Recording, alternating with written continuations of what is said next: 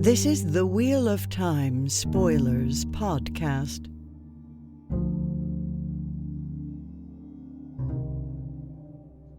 All right, so welcome everyone to the final episode of us dealing with the show, season 2. The way dealing with the show, oh my god, this is it's not okay. Talking about it is emotionally taxing. It is. It's amazing how much harder it is to do these episodes about the show than it is to do episodes about the book. Even the hard episodes about the book are much, much easier than the show episodes for us, I think. Yeah, I feel like I complained a lot about the slog and the universe said, hold my beer. How would you like to... Like, I don't know what it is about the show, but like when it becomes something I don't like, then talking about it becomes like 10 times as draining. I don't know. I just feel like it's a lot easier to get emotionally invested in not liking it than in liking it. I don't know. I'm looking forward to Knife of Dreams is the TLDR. That's all I really want to say is this is the last episode of us talking about how Knife of Dreams is going to be awesome. And the next time that we talk to you, we will actually be doing Knife of Dreams. And that will be in the new year. This is our last recording of 2023. And we will be back with you in January. I'm not sure when I'm going to start releasing episodes in January, but we're going to stop recording after this and start recording again in January. So yeah, go take a break from us and live your life for a minute. And we will see you next year. And in the meantime, let's banner across the sky and fire our Dragon Reborn. Before we start the episode, I do want to ask you one thing. What do you think about the connection between Lewis Theron, Ishamael, and Lanfear as these like three friends that like, and trying to make a parallel between that and these Two Rivers group, and trying to be like, oh well, we're repeating history and turning his friends to the dark side? I thought it was an interesting take, but the math doesn't math. The number of Forsaken and intimate Two Rivers people don't line up by any division of the imagination, so I feel like they're stretching. I also felt like it wasn't necessarily set up earlier in the season. That's one of those things that, again, if they had been more leading into it, where he was talking about, we know about the turning to the dark side of the companions, but again, give me more with like the fact that the three of them were close together. We didn't get a flashback of that. You know, as we'll see in this scene, we do get a flashback of Rand imprisoning Ishamael, but nothing before that. Nothing of like Rand, Ishamael, and Lanfear hanging out together. They just gave us dialogue and told us to go do the math on our own time. Yeah, exactly. So I did like how it suggested much more overtly the common fandom headcanon of what if Nynaeve had been a Forsaken. Or Egwene, you know, like we've often like done, you know, like alternative turnings in our like various discussions in fandom circles of like, what would it be like if Rand's various friends turned to the shadow, one or all? And we got a little bit of that in Rand's vision in the last battle, right? Yeah, exactly. Where Nynaeve is dark. Exactly. Yeah, so yeah. I did kind of like the suggestion that any of his friends could be turned to the shadow, and that would be devastating, because that is a very fun AU to play with, because like there's a lot of really powerful people that need to stay aligned with good, not just the dragon. But yeah, I didn't see any real like plot underpinnings for it, and I don't expect it to pay off in any meaningful way. It just sort of felt like a weird throwaway line that's meant to be exposition, but kind of just felt shoehorned in. And then one final question: do you think Ishii is dead for good? No. I'm sorry, he turned into ash. No body, no dead. death. That's pretty much how I'm going on that one. That's literally the end of Dragon Reborn, when Moraine looks at Matt and says, "You saw a body." Right. Like, no, I don't believe he's dead. Not for 1 second. Especially with him being a illusion to begin with. Yeah, I just like... No, the way that Rand had to light the sword on fire. No, she's not dead. All right, let's get into it. 3,000 years ago. We love a flashback. A pretty neat 8 people binding Ishamael. The look of the channeling with the precision lines, Yeah. it looks like computery or electrically. I love it. So I'm going to probably pause as we go through this because there's a lot to talk about in this scene. That's a good screenshot to stay on. Yeah. That's a really pretty one. Yeah. Where he's kneeling and you can just see all the lights coming out from him like he's a Vegas pool ornament or something. But they're all going to his wrists like they're bindings, right? Yeah, and he's on his knees, which we see very associated with having your power be bound and Right. stuff. So yeah, I bet that is exactly pointed at his hands specifically. And he's on the seal, like he's centered on the seal. We're in the place where the Eye of the World confrontation. Yes, this is the Eye of the World, right? Yeah, exactly. Name drop. Moghedian. Samael, right? Yes. So, and the rest of the Forsaken. So that, but I think like they're gonna keep doing that, right? They're gonna drop one and the rest. Yeah, That's of gonna be course. how they keep doing it until the rest is literally there is no rest. Like, and then there were one. You So know? the four we have for sure, right? Lanfear, Ishamael, right? He names Moghedian, who we see at the end of the episode, and Samael. Softly from the shadows. So that's 2 men, 2 women. I assume, so we got 4 left. I think Asmodean is certainly one of those. Agreed. We got that obvious guitar reference. Like, yeah. Which leaves 1 male. Do we know who that's going to be? Do we think Demandred? I mean, basically like Napoleon or Alexander gone to the dark seems like an obvious archetypal character, right? To have, he's kind The of general. He's the most distinctive of, like the weird, creepy scientist. And We've already sort of gotten rid of those 2, right? They weren't in Yeah. episode. They weren't in season 1. Demandred, it makes the most sense to me. I would say, yeah. And then we have 1 female left, right? Well, I guess 2 women left, right? Yeah, too. I mean, I'm assuming Semirog because the sadist is just too good of a villain not to keep. Sure. And I also thought from the statue, I saw someone who looked like a Semirog. Yeah. Oh, and then there's also the boobalicious one. Yes. So Grendel, because again, Grendel. the lustful hedonist Yes. totally makes sense as an archetypal villain. Like we're going with like the 8 deadly sins, right? Or the 7 deadly sins plus the crazy ex-girlfriend, however you want to slice it. Yeah. So I would assume that's who it is.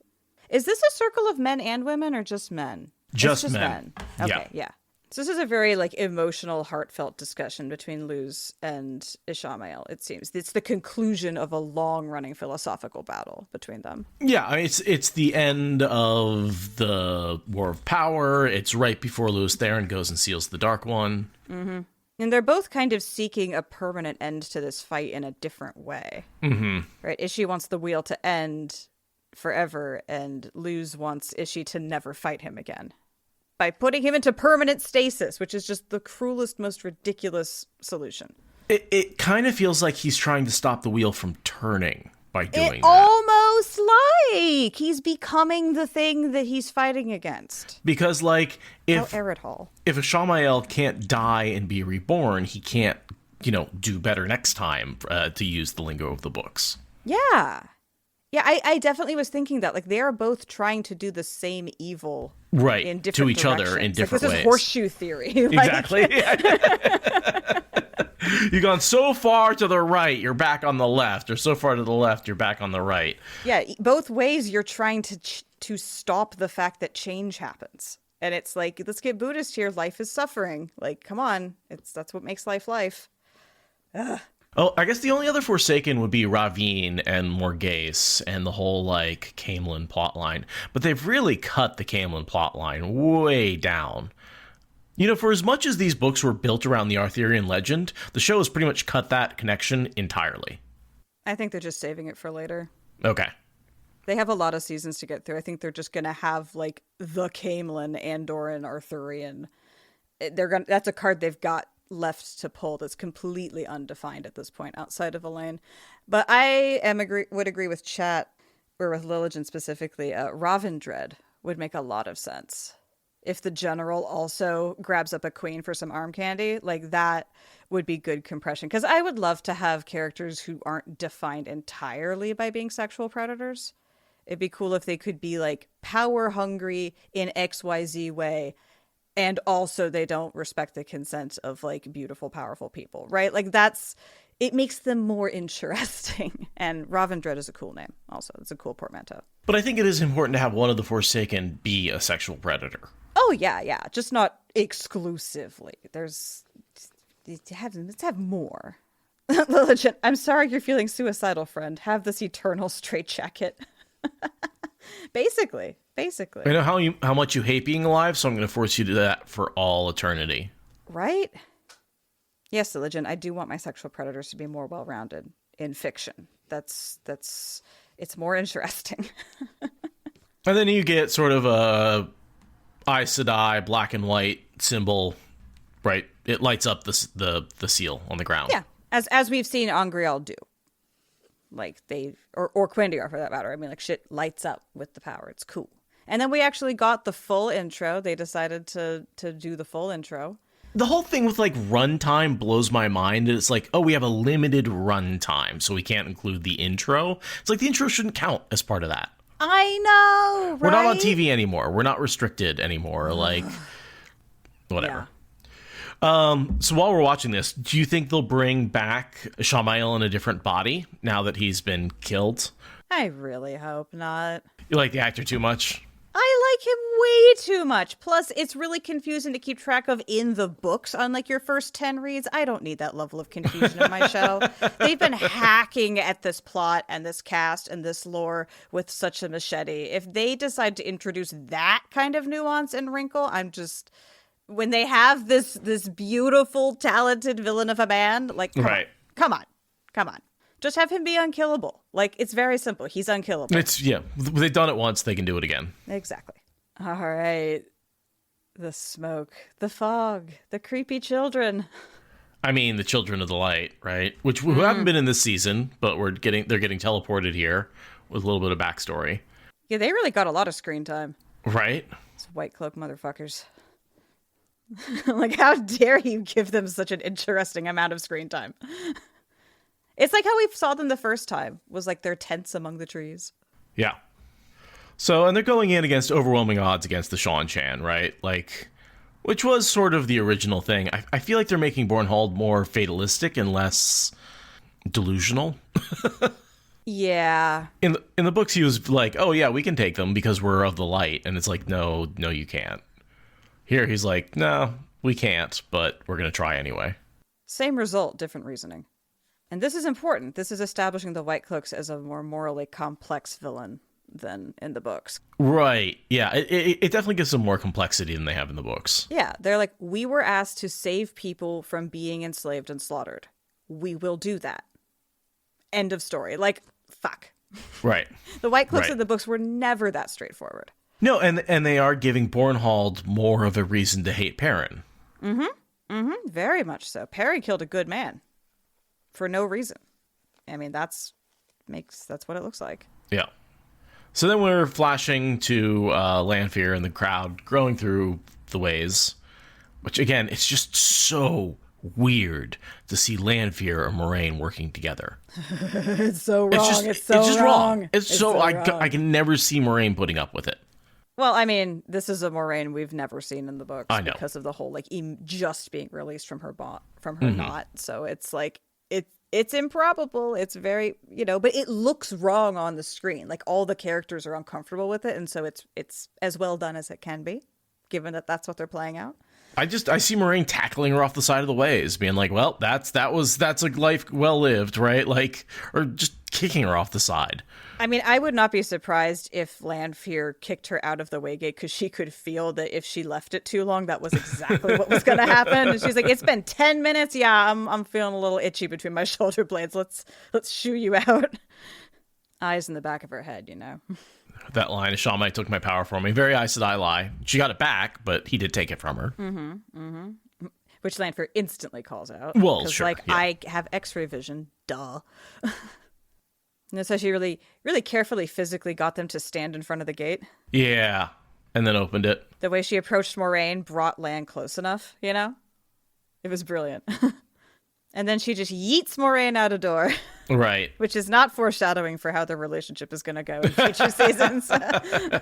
Yeah, that was a little clever, but yeah, so they're through the Waygate, and that's the official Waygate that they were all going to go through originally. Apparently, which is in the weirdest goddamn spot. It's below the high tide line on like a tidal flat. It's like, why would you put a waygate there? I guess because coastlines evolve. Yeah, that's what I was assuming that was originally part of a city, and the waygate's the only thing left that survived. Oh, fucking the breaking and shit. I'm an idiot. This is a world where shit doesn't make sense, and that's the point. Hello, I'm in Wheel of Time. Right. Okay. Yeah.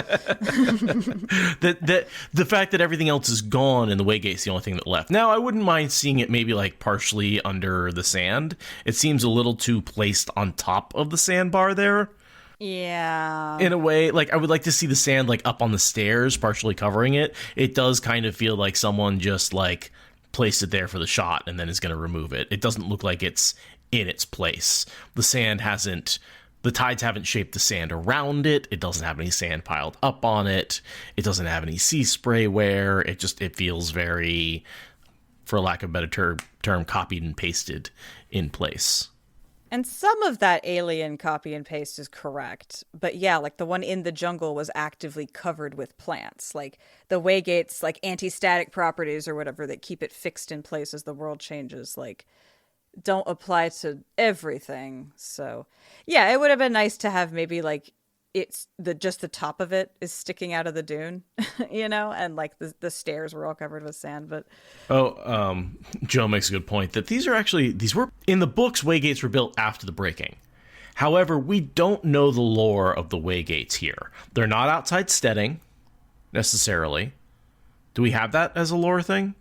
No, not yet. I've been transposing a lot of Portal Stone lore onto these. I have as well. I've been kind of treating these like portal stones because you have to channel into them. Like they're clearly a merging of the two. And I'm not honestly sure in the show if waygates were around forever like the portal stones were. And that's something the Aes Sedai have just used, or if they were built by men who could channel, and that's where the corruption and Mashadar comes from. In Kyrian, they use a map of an Ogier steading. Okay. I thought they used a map of the city. And there was an old Ogier sitting. Oh, I don't remember. But yeah, I don't know. Because yeah, Loyal says that they were green and pretty and nice. But does he say when they were built, or does he just say they used to be that way? I mean, and steading have gotten abandoned too. So there's no reason this wasn't a steading on the coast that was abandoned and then swallowed by the coast. That's entirely possible. Yeah, again, it's like the lore is too inconsistent in the show to sort of go with one thing and be like, this is why they're where they are. They haven't told us that. Because, like, okay, if they used a map in Kyrian of an Ogier steading, why is there an Ogier steading on the beach? That makes zero sense.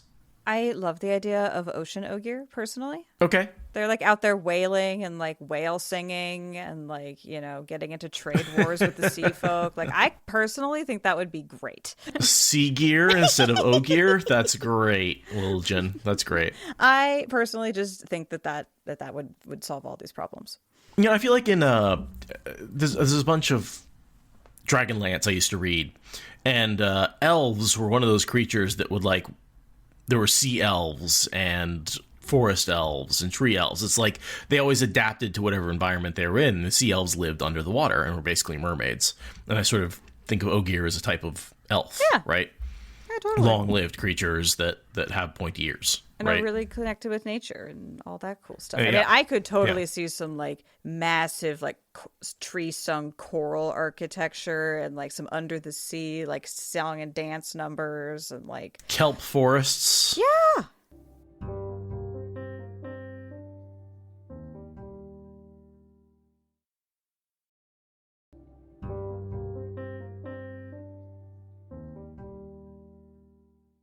So now we finally know what all those beautiful shots of Lana Moran on a beach were about. And this is a great scene for the two of them. I understand that this is kind of what the season was building to, is them on the beach. They get to prove themselves. Them on the beach is so fucking beautiful. I don't even care about the plot consistencies because they did such a good job. I care so much. All right, so Lanfear's making her pitch to Rand as the black wind comes blowing in. Yeah. Basically, everybody else cares that you're Dragon Reborn, but I love you because of who you were reborn. Because of who you were in a past life. That's just, like, I don't know, not much better. It's a soulmate thing. You wouldn't understand.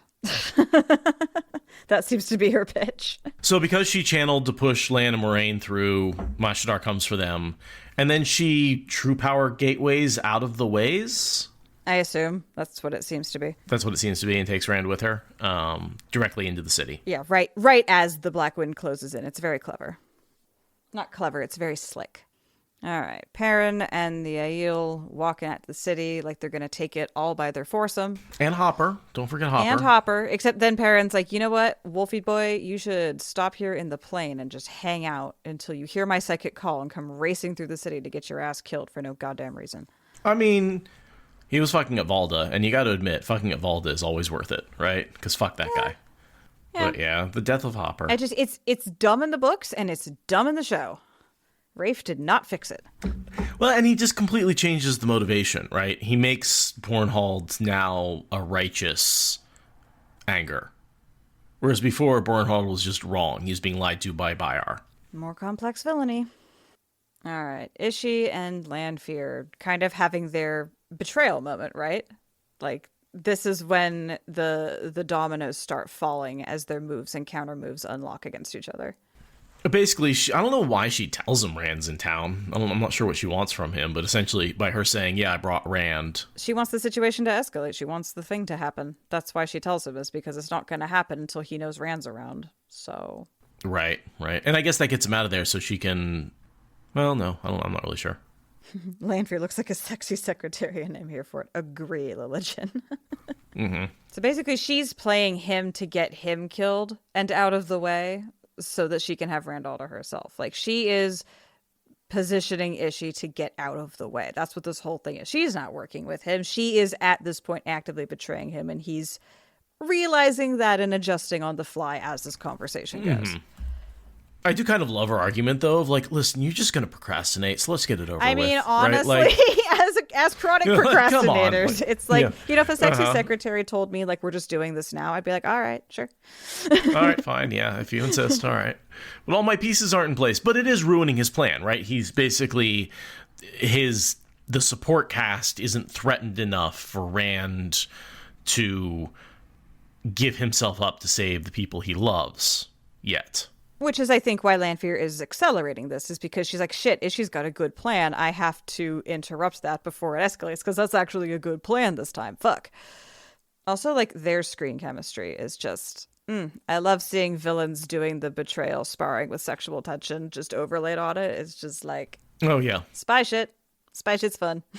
I like that he sits in the exact place where she was. They've switched locations as she's sort of taken the power back. Mm-hmm. Also, notice the candelabra overhead is a wheel with spokes. Nice.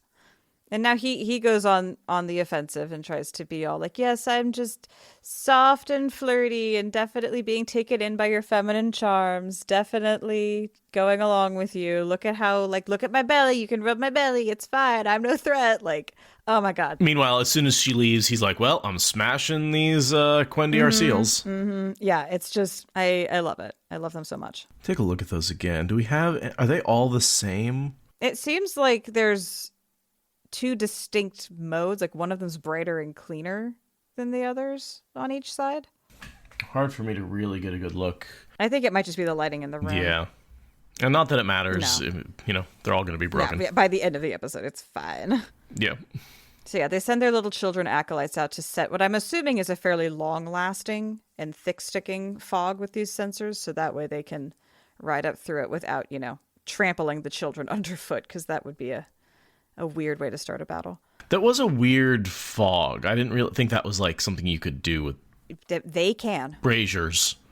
They can. Just reasons. But they also saw a fog over the hill before. That fog existed when Bornhald was looking at the city. Well, I assumed that he was Okay, so here's what I'm assuming happens. It takes way longer to set this fog than the editing shows, and he was actually looking out at the kids getting started and the fog starting, and it just is like an hours long process instead of the minutes that the editing suggests, because the Aiel look at the fog and say that's not normal, that shouldn't be there. Yeah. I mean, granted, they're not exactly climatologists of the wetlands, but like, Yeah, it's just yeah. Okay.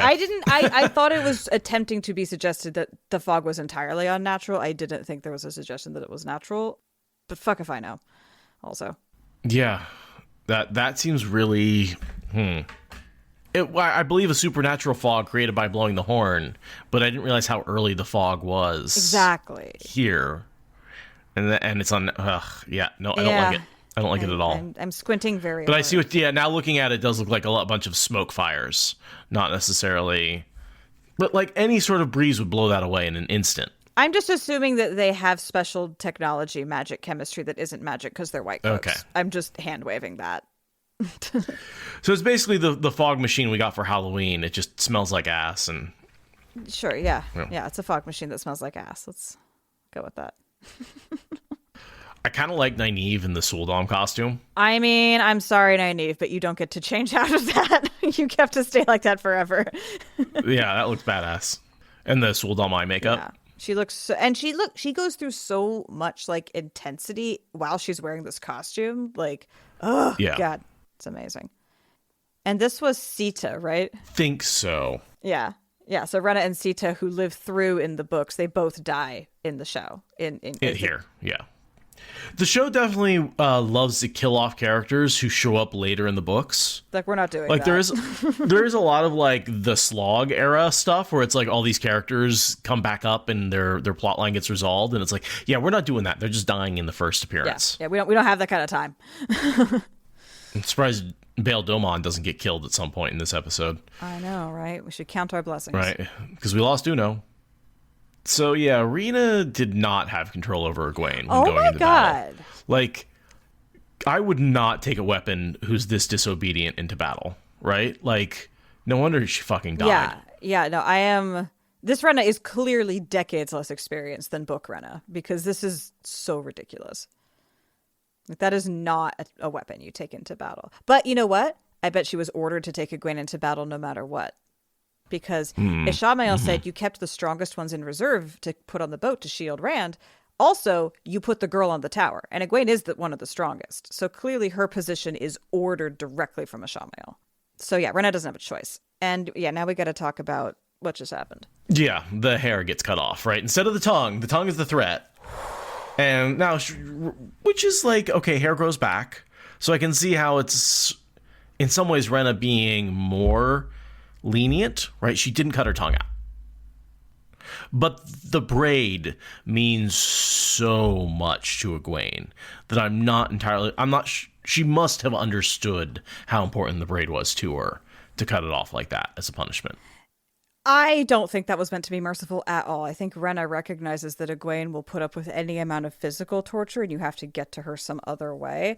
And when you consider the importance of hair and the trauma of taking away the hair of like indigenous kids during residential schools, this is, I think, meant to be crueler and more to the heart than physical torture. Like, she's not afraid of taking Egwene's tongue or squeamish or being merciful. Like, she thinks this will be faster. And because she saw Egwene putting her braid back on and then meeting her eyes and saying, "I will kill you." Like, the braid is where her strength comes from. Just like with, breaking anyone in the real world, like, you take their strength. And Egwene clearly doesn't get strength from her body. She gets strength from something else. The one thing I'll say about this, Rena, is she wants Egwene to be her friend. And she wants Egwene to tell her that they are friends. And so maybe part of why she left her tongue in is she really does want to win Egwene over. Oh, shit, you're right. Egwene will never be able to say, "I love you and I'll never leave you and you're my best friend and I'm so glad I met you." She'll never get to hear that from Egwene if Egwene doesn't have a tongue. Exactly. Oh my God. I hadn't even thought of that, but that's a really good layer to bring into it because that is something Rena wants very much. Right. Right. And that's, I think, is her main weakness and why Egwene takes her down. Yeah. Yeah. No. She wants to be Egwene's friend more than she necessarily wants to control her. She cannot believe that this subhuman creature would dare to turn down friendship with her. Like, that's where she's coming from. It's ridiculous. I kind of think like Rena went into this in the how to train your soul dom mentality, right? The like, oh, I'm going to be, the plucky young person who, tames a wild beast and shows them that together we can do great things. And that's not what happened. No, because you dehumanized a person to the point that you couldn't comprehend of them as human. No, it's nothing you propose from that starting point is going to work. It's just not. Right. And also training with pain. Yeah. Also that and the two-facedness of it all. But yeah, I think that the cutting of the braid, there's a lot of layers to that. But yes, her desire to ultimately bond with her is it grows back. It's not that big of a deal. But if you know anything about history, you know that's a big deal. And that's a trauma that's going to get you murdered in approximately 2 hours. I mean, she wants to break her, don't get me wrong. But she wants her to be able to regrow the parts that she cuts off and heal from the bruises, right? And a big part of Soul Dom training, and what makes it so horrific, is the pain without the physical damage. Is that the pain can, there's no limit to the pain because they can give you pain without damaging you. Right. There's a few things they can take, but they can always give pain. But yeah, you can take hair repeatedly. You can take a name once. You can take a tongue once. You can take hands once, right? Yeah. And then she steps on it very deliberately with nasty-ass cowboy boots. You fucking American. You're so gross. And we did see her push the pacifier thing into her mouth, which apparently... I don't understand why she doesn't spit it out. She does later. I do not like the pacifier as a costume choice. Did not need that. Utterly unnecessary. Yeah, it was completely unnecessary. All the rest of it could have been exactly the way it was. And I would have been happy with the pacifier. Padden Fane walking with Shamael. Really looking like his number 2 guy, completely 100% loyal to Padden Fane in this scene. To Ishamael. Thank you. Yes, to Ishamael. Yeah, no, this and they go back and forth about plans, and you see that Padden Fane has a little bit of maybe dagger influenced independence coming through. It's very ooh, this is gonna go places. This is so interesting. And then it's not. And then he squeaks and runs away like a little girl. Guards! That's the only place it goes. So we get a little bit of Ishamael's plan. Right, I'm going to accelerate my plans. I'm going to try and get all of his friends to turn towards the dark in one day, and then maybe I can turn him, right? Doubling down on his existing plan. And it seems like Padden Fane is very invested in breaking the wheel as well. That's what it means to be sworn to a Ishamael, is to be sworn to the idea of breaking the wheel.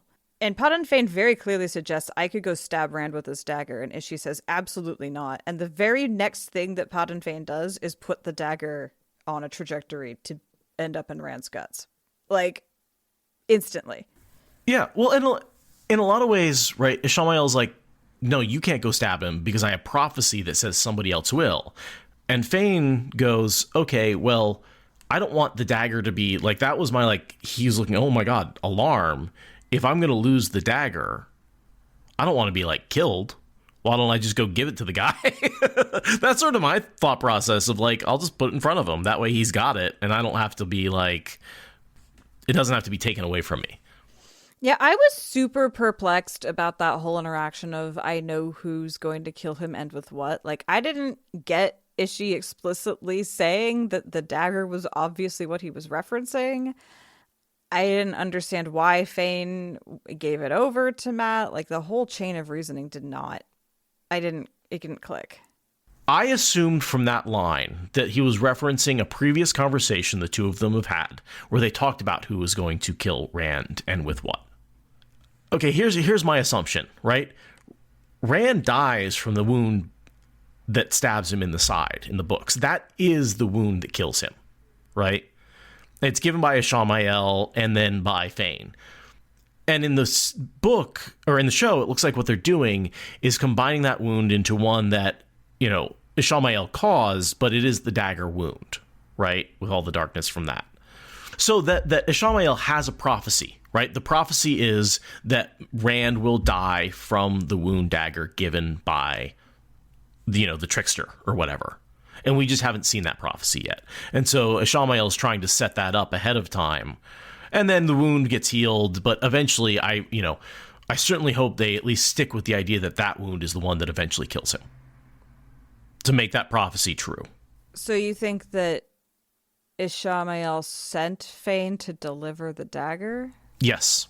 Okay, I didn't get that impression at all. I thought it was Fane going off script, but I couldn't square that either, so I've just been confused.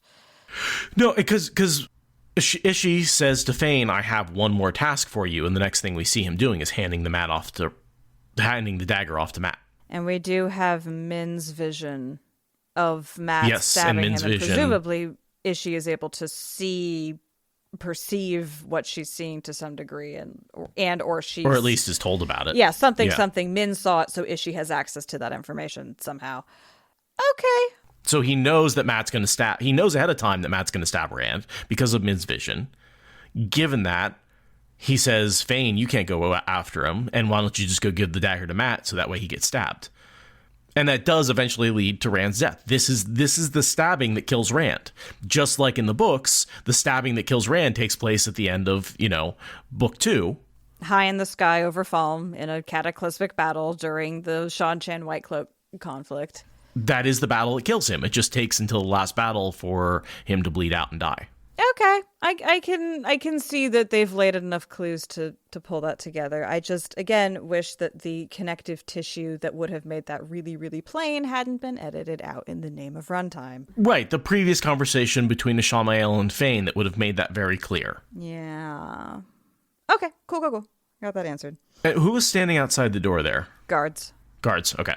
So Matt's just been staring into the fire, contemplating things, and then we return to that first line from Padan Fane in season 1. Like, there's a lot of reintroducing Matt through the dialogue that was used with Barney. Right, and I would have liked to see more interaction between the two of them, referencing the history they had in the Two Rivers. Instead, he just walks in, sets the dagger down, and goes, "Here you go." No, it's a temptation. That's what he did. That line is referencing their interaction in the Two Rivers. I know, but I want to see more. I want to see more. Okay. Yeah, I do do Always too. more. You just gotta be specific about what's wrong. So, and then we're with Nynaeve and Asul Dam. Very bookish descriptions of how this works. Yeah, straight from the books. Great dialogue about how the Adom works. And great Nynaeving. Yes. And seeing Elaine be like, wow, this is a bit much for me, but like, holy shit, Nynaeve is hard. And how far she'll go for her, the Two Rivers folks. I'll make you curse the first kiss your mother ever gave your father is such a wheel of timeline. Such a wheel of timeline, yeah. Love that line. Such a Nynaeve wheel of timeline. Specifically. God, it's so just... And the way she delivered it is like, that's Nynaeve. I am quaking in my boots. I'm not even in the scene with her. So I actually, on rewatch, I enjoyed the first probably third of this episode quite a lot. It's the lack of connective tissue that's killing me. It's not what's on the screen. It's what they left out, which was clearly there. So he sees Egwene with her hair fucked up and is like, I will kill every last one of these motherfuckers, because he knows what the braid means. Aside from the part where she's enslaved and in chains, her braid is gone. Like, he will flay them all alive, He's very incognito with the cloak right now. It's very just like, look, they can't tell who I am if I put this in front of my face, right? What's the Thor movie where he does that and he's like wandering around. I'm not familiar with that franchise. Yeah, I know you don't watch Marvel. But yes, it feels very, there's a moment in that movie where they kind of make fun of like superheroes walking around being like, this is how I hide. I put a cloak over my head and kind of pull it in front of my face and no one will ever recognize me while these big hulking dudes standing in the middle of a crowd of tiny people. I will say it is very Aiel of him to be dressed in such sandy colors and blending in with the sandstone like that. Nice. Oh yeah, that is a good point. He is very much like camouflage. I mean, he's color matching like a chameleon. It's not like only Aiel have thought of that, but like it, he's looking a little vaguely Aiel there. This is a much more dangerous Rand than we had in season 1. Oh yeah. So if you didn't have the visual of the dagger, this conversation could be about heroin. No problem. Yeah, very much about drugs and relapse and... I haven't touched it. I won't touch it. I bet you will touch it. Like... Right. I'm going to leave it here in front of you just to tempt you. And then he fucking tells Matt, oh yeah, you're not a fucking hero. And like inside himself, Matt's like, fuck you. I will be a hero out of sheer spite to your stupid face. This Two Rivers stubbornness coming out. Exactly. That's the best way to get him to not to do something. This actor's sardonic grin is probably his best expression that matches the Matt in my head. It's just like, ha, ha, ha, ha, you fucked with me one too many times, buddy. Exactly. No, it's very Matt. It's very, very Matt.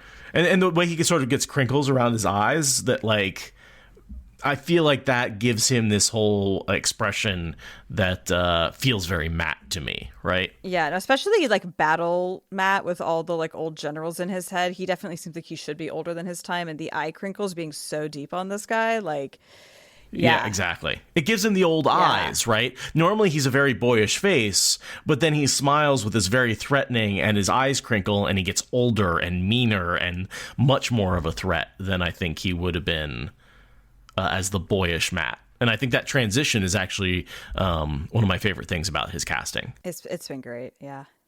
And he gives his little whistle as he goes out. Yeah. Which is a very good, I like having the whistle with Fane. Yeah. Again, I want to see Fane used more effectively. God, he's so good. Just more of that. All right, Moraine and Lan having their heart-to-heart in the whitest, bluest, brightest, flattest place you possibly could. Yeah, he never asked for his bond to be released, but she didn't really release it, right? Well, I think he's saying that, like, I don't want to let this go. I never stopped believing, even if you did. Like, I'm still holding up my end, and technically it's still there, so, like, fucking unmask it already. Right, yeah. I'll also, yeah. And like, I just got you your power back. Why wouldn't you rebond me? Why wouldn't you, like, let me in again, right? Because she's still locked up and closed off and in her denial phase. But he's finally, you know, had enough ego death in this whole thing to be able to call her out on her shit, and you know she gives in, and they have just what Jess called just a beautiful platonic remarriage.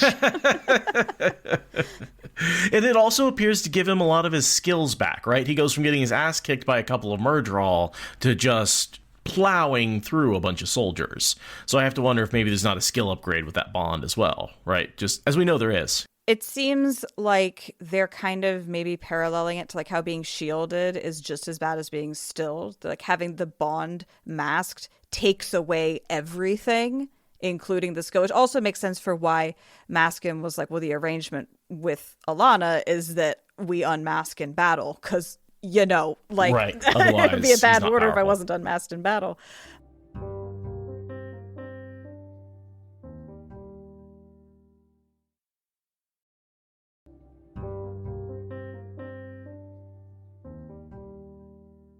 All right, yeah, so back to Moraine. Anything else that we... No, we just gotta watch them get platonically remarried. Blindingly obvious dialogue. I wasn't the hugest fan of that line, but just broadly, like, I liked him calling her out on 20 years of experience, saying, I don't need the bond to know that you're human, you know? And then this comes full circle, right? Just for the dense people in the audience.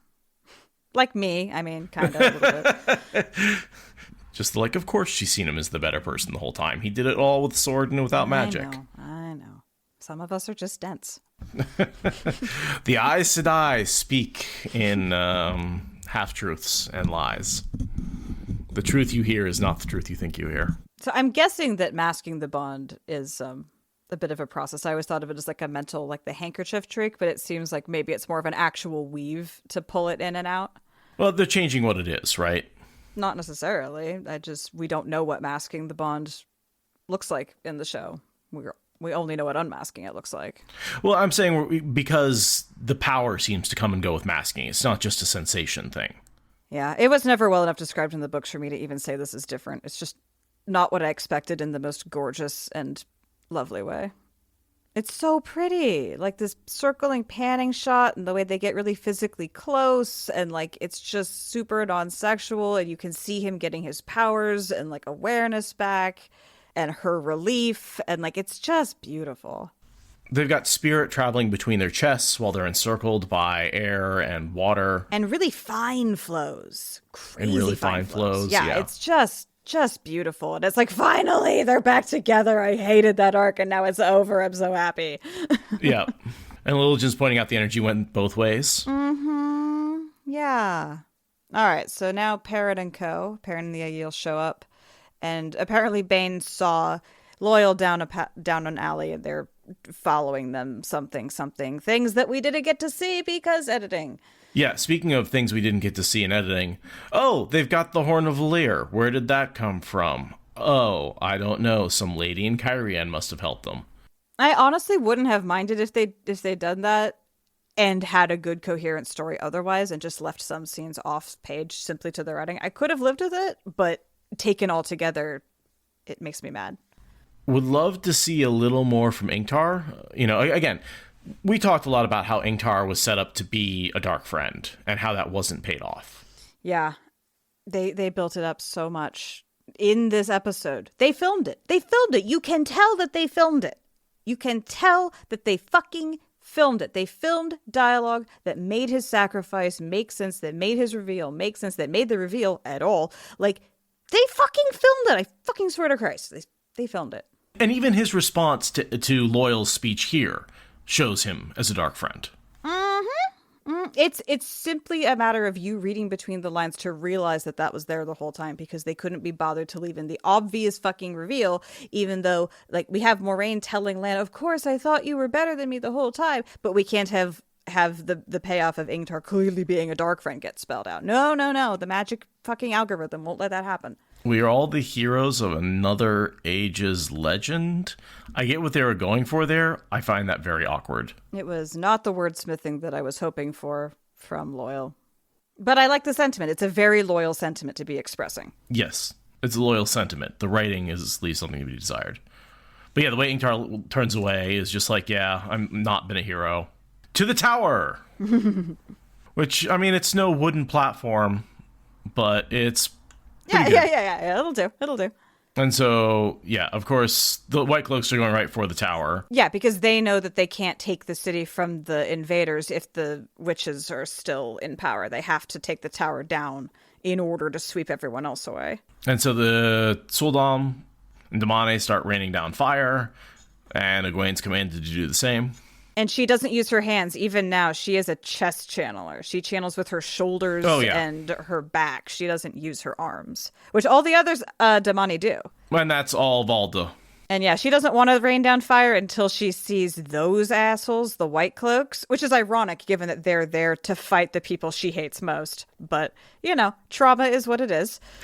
White Cloaks are everybody's enemy is really what it boils down to. It's just ironic in this case. Oh, that my good God. girl from Rena was just, oh, wow.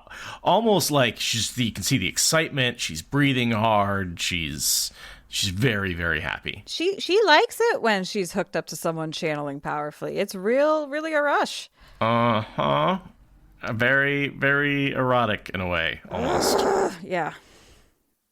All right, so Turok heads out of the palace to do his thing and just gets decimated by Rand, and it's the best. Yeah, Rand just walks up. Rand brings a machine gun to a sword fight. Yeah. I like how Turok's like, I gotta get out of here and go attend to the battle. Hold on, I'm gonna beat up a peasant just for fun. It's like, which is it? Do you urgently need to defend the city or not? Well, he is standing in the way. Just have your guards impale him. Why you gotta have a sword fight? Fucking extra-ass queen. And so there Rand, magic darts? That's one of those early D&D spells. He just sends out like 15 of them all at once. Yeah. Yeah, and very carefully does not target the servant. He's able to assess that there's the one guy who's not at all a threat and very specifically doesn't hurt him, even with this devastating move. Yeah, it's only the people who drew swords. Yeah. It's very, like, he's hard, but he's merciful. You know, he hasn't hit his merciless stage yet. And, like, yeah, okay, so they're not having Rand be a sword fighter. They're just leaving that part out, even though he carries the sword. You know, essentially, Rafe is Taim. Fuck sword fighting. It's not important. They're powerful enough. I don't need them to waste their time showing a bunch of sword training montages. Fuck that. They've got the power. Good enough. It is a little bit like Taim got a hold of the action plotting for this sequence. Yeah. It was just like, but why? And Lillian's saying that this is a weave from Knife of Dreams that gets described specifically. That she just read, which I thought I did, but we're going to be reading Knife of Dreams next year. I don't remember it. I mean, if you want to talk about like Threads of Fire, where he like sends out, totally, Arrows of Fire, something like that.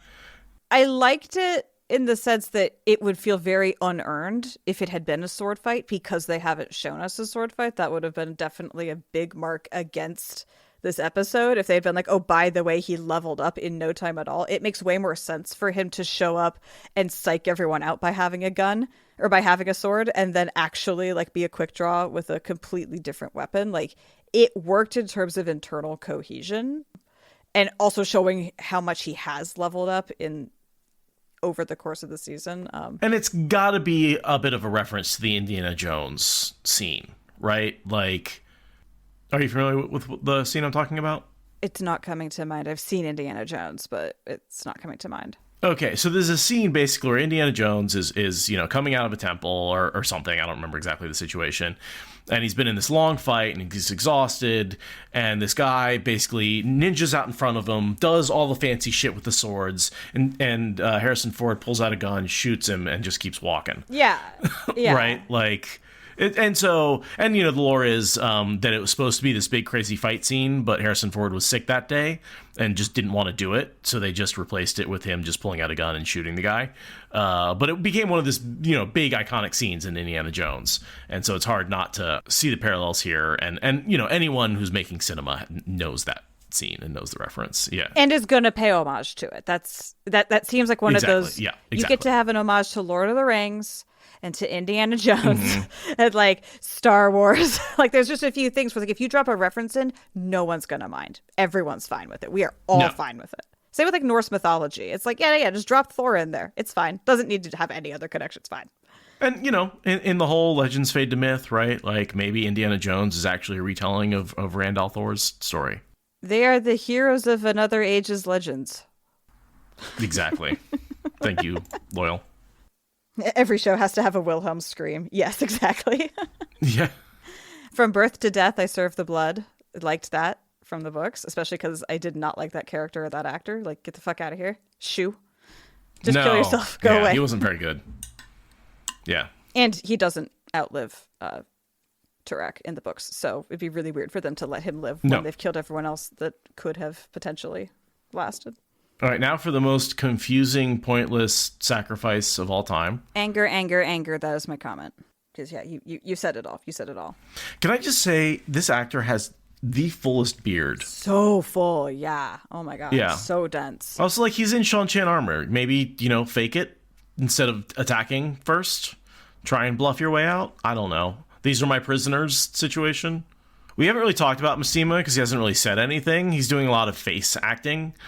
They haven't given him a lot of lines, but he's there, helping. When they do, he is gonna fucking nail it. I cannot wait for them to finally give Mishima his space, because he's stocking up all of this stuff, and he's gonna get to unleash it eventually. Right. So, okay, that death had absolutely no meaning behind it because they just didn't give us any Ingtar character growth moments. They chopped it to mincemeat. They absolutely edited it into literal mincemeat and then didn't have the decency to just sweep it all off the table. So Lan comments on how she's physically got better cardio. And she's like, yeah, it's because I was hauling water uphill in Italy for like 6 months. Mm-hmm. Also, the bond maybe gives her a little more energy. That plus the emotional release of being rebonded with him, not dragging that stress around, literally, like the cortisol response alone. Right. It feels like being in a new relationship, right? That moment of just like being uplifted and nothing matters and everything's going to work out. And you've let out a big secret and someone's like, no, I can help you with that. It's going to be fine. You don't have to carry this burden alone. You're lighter. But also she literally gave herself major cardio over that period with the bath water. Bail Domon. I just hope he keeps showing up in episode. I require perpetual Bail Domon. Perpetual Bail Domon. So what is up with him just looting casually while the city gets exploded and him being totally nonplussed by the whole thing? What's up with that? Pirate. I think they're making him more of a thief and a smuggler, less of an honorable man. More morally gray, complex heroes. Much more morally gray, yeah. Okay. He is a hero, but he's got some actual dark shades. Just like in the books, he was a trader who just happened to smuggle because laws are stupid, right? Like here, he's much more of a thief. Yeah. And a scoundrel. Which I'm not hugely a fan of, but I guess it's a thing. It doesn't matter. That doesn't matter to me. I mean, he's the pirate, right? I don't mind if you make him a little more piratey. Sure. Yeah. Pirates are a weird class of people to idolize, actually, if you think about it. So. Yeah. Oh, awful. What a fucking awful life. But this engagement allows us to have Bail Domon stay in Falm for as long as he can post-battle, right? That's the important part, is he was going to do his thing, but now he's been told to wait and to drop something into the ocean. So we're bringing bits of what happens to him from the books forward. I really like this royal room that they're staying in. Yeah, Soroth's apartments are very opulent. Which, again, the books spend a lot of time describing how Soroth changes the apartments when she inhabits a palace or whatever. And this isn't at all what it looks like in the books. They don't mention a lizard tank. They mention her having, folded screens because bringing her menagerie was going to be too expensive. But, it's Soroth through and through, either way. Yeah, I think that's like Soroth is a snake. Well, it's not a snake. It's a lizard. It's got legs. Well, yeah, I know. But You're saying she's a reptile. She's a reptile. Yeah, exactly. The Seanchan are definitely meant to be seen in a very cold, calculating, reptilian sort of light, I think. And that lizard makes me remember again. I really do miss the beasts of the Seanchan. They're not in the show at all. They are outside the budget, I would assume. I've said before, and I will say again, I think that the next wave of ships arriving for another season is going to come with more animals and people and materials. And this is a tiny, it's a little animal, but I hope it harbors bigger things. Also, shedding its skin and changing. we might have some eternal rebirth imagery, maybe, possibly. Oh, that's a good or idea. Just them eternally gonna keep biting your ass. We'll see. So, do you think we'll ever get the circus? I think the circus is gone. I mean, Min said there's gonna be a carnival and rainbows and 3 beautiful women, so that suggests to me we are gonna have a circus. That does suggest that we're gonna have a circus, but I'd be willing to bet it's not gonna be a long plot line though. It'll be like Matt and Rand in a circus or some. I bet it's a reference to the circus more than they do have a big long plot line where we're traveling with it. I bet we have one decent plot line instead of 2. Much like I think we're going to get 1 snake and fox encounter instead of 2. I think these things that come up twice, we're going to get them once, if we get them at all. Yeah, so that reference that, yes, the girl's up on the tower because that was his command, right? We get confirmation of that. Yep, because he wants Rand to see her and be in despair over her. Mm-hmm. And then he finds out that Turok is dead. Yeah, which he didn't know. And so, okay, so he comes in dusting off his hands. Is that because he just released the other Forsaken? Because he comes in conspicuously dusting off his hands. I want to go back and see if I can. There's white dust coming off of them. Oh, yeah. Other tasks to attend to. Where have you been? His response to that is to clap the dust off his hands of course, the broken Quendiar seals. And Lanfear just told Domon what he's going to do with the seals. So it makes sense that the very next shot we get is, oh, no, that ship has sailed. Or more accurately, that ship will not sail. And the last time we saw him was when he was confronting Lanfear, which is when he learns she's going to betray him. No, it's when he was with Fane saying, I gotta fucking turn the tables the tables have been turned. Right. So, yeah, he tells Fane to go do his thing and then immediately takes off to break the seals. Yeah. And that's why he didn't know about Turok dying. He was involved in some hard magic. Got it. So he says, take your Suldam to the ocean where you can see the tower. I'll get Rand up there, and you'll shield him, and then on my signal, gentle him. And she is pleased as a pig in shit about this plan. Right. Because she gets to go out in battle, which is all she wanted. And by battle, we mean sitting in her warship watching other people fight. Because she's that kind of a commander. All right, so now we get Matt pacing and being Matt in a box, which means Matt getting out of a box. That's what he does when he's in a box, is he figures out how to get out of it. Yeah, and being clever. I mean, that's what he does this season, is he gets locked in boxes and he says, no way, Jose. And we get the nice musical theme to be like, yeah, Two Rivers ingenuity. He's so awesome. Right, yeah, this is like him being clever. This is Matt being Matt, right? And I'm like, oh, okay. I enjoyed the ingenuity of getting to the dagger without touching it. I liked that he was like, well, as a rules lawyer, if I don't touch it, I can still use it. I enjoyed that. I don't like the way that the fake Shindari has divided the fandom, but I enjoyed the sequence for its own sake.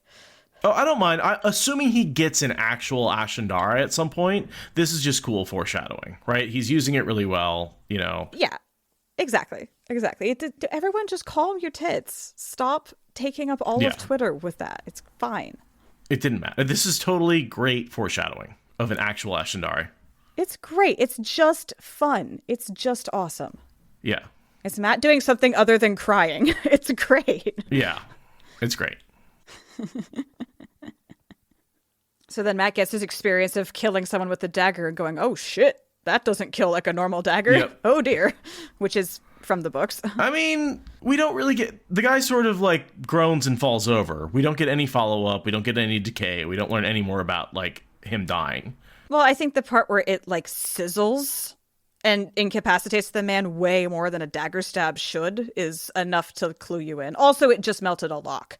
All he now knows is that it will melt flesh too. Like, oh, this is... It feels a little bit like Lady Shien's dagger, the one that he throws in the bucket of water, that it gets hot.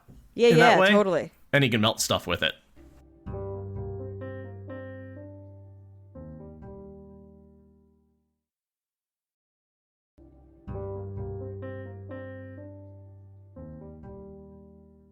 And so I think Egwene is looking down there, and they keep showing like children being afraid, and I think she's seeing Winter Night. Yeah. Nynaeve too. There's a lot of shots that remind me of Winter Night, and I think Egwene and Nynaeve are both experiencing a lot of like flashback trauma to Winter Night. So here's where she spits out the pacifier, which like that was always an option. I don't know why she didn't do that earlier, and says no. But I guess it's the defiance. The like she's finally drawing a line and saying, no matter what you do to me, I will not fire on this village. Like I've given in before, but I won't give in this time. Which feels to me, and correct me if I'm wrong, like a massive departure from how the Adom in the books works. Because in the books, they can't refuse to use the power, as I recall. Right. That's the whole thing with Nynaeve and Moghedien, right? Nynaeve uses Moghedien's power as if it's her own. The Suldam control the flows. Yeah. 100%.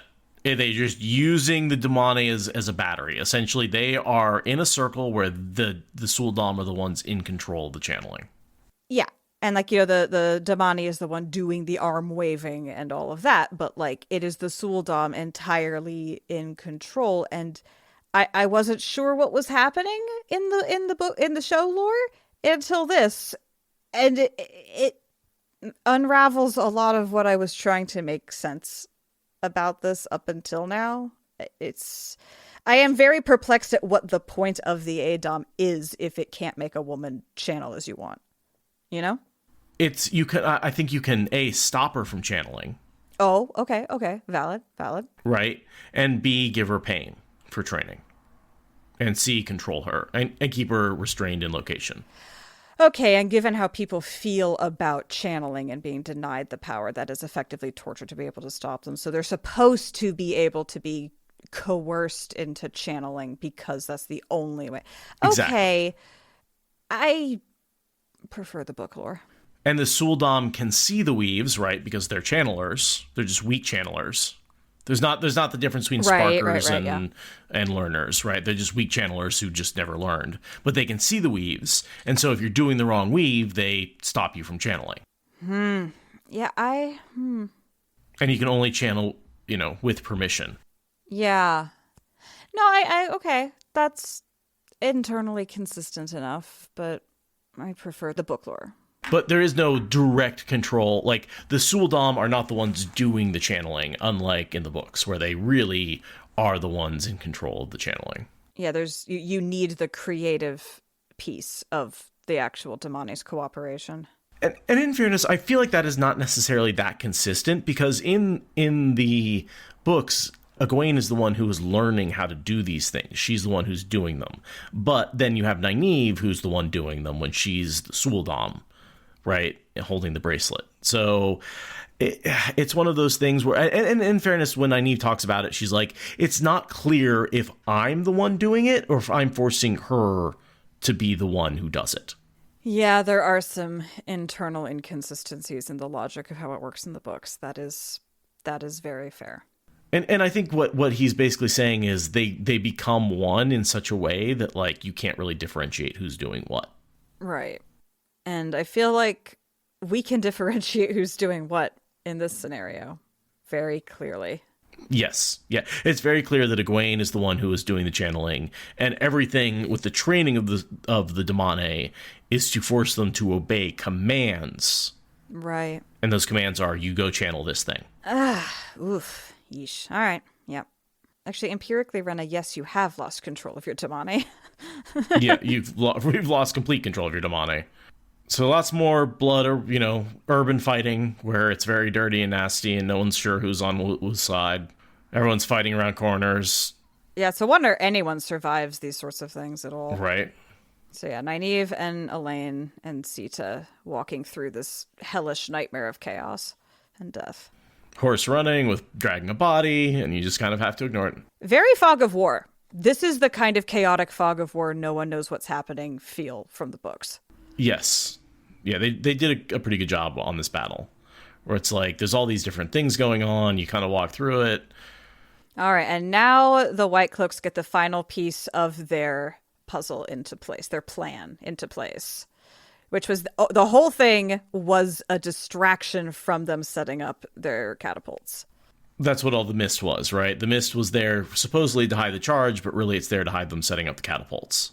And it was also so that the charge could freak them out and they'd fight the charge instead of noticing that there's catapults getting set up because there's a charge to deal with.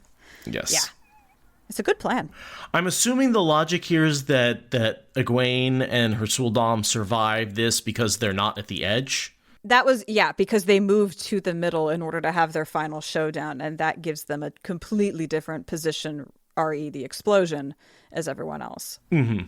Also, don't like the fact that there's an explosion. It should feel more like the rock crumbling and falling.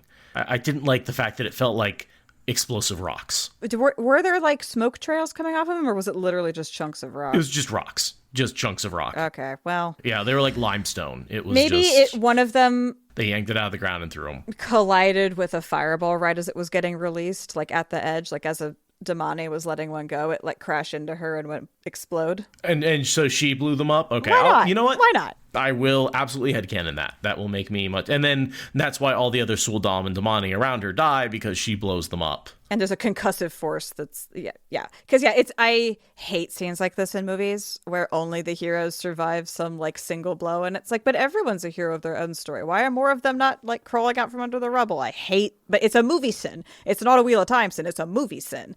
No. Well, and what really bothers me about this one is that everyone in a ring around them dies. Everyone near the edge dies. But if a rock comes from one direction, the people on the tower opposite of them... It's not on a complete ring. At the beginning, when they all go up there, they're only on like a third of the circle. They're not pointing out at the harbor because they're pointing into the city, right? They don't have to fight anyone out on the harbor. Okay. Because, that bothered me too at first. And I was watching really closely. And then I was like, oh, they are all concentrated on one side. So... That'll do.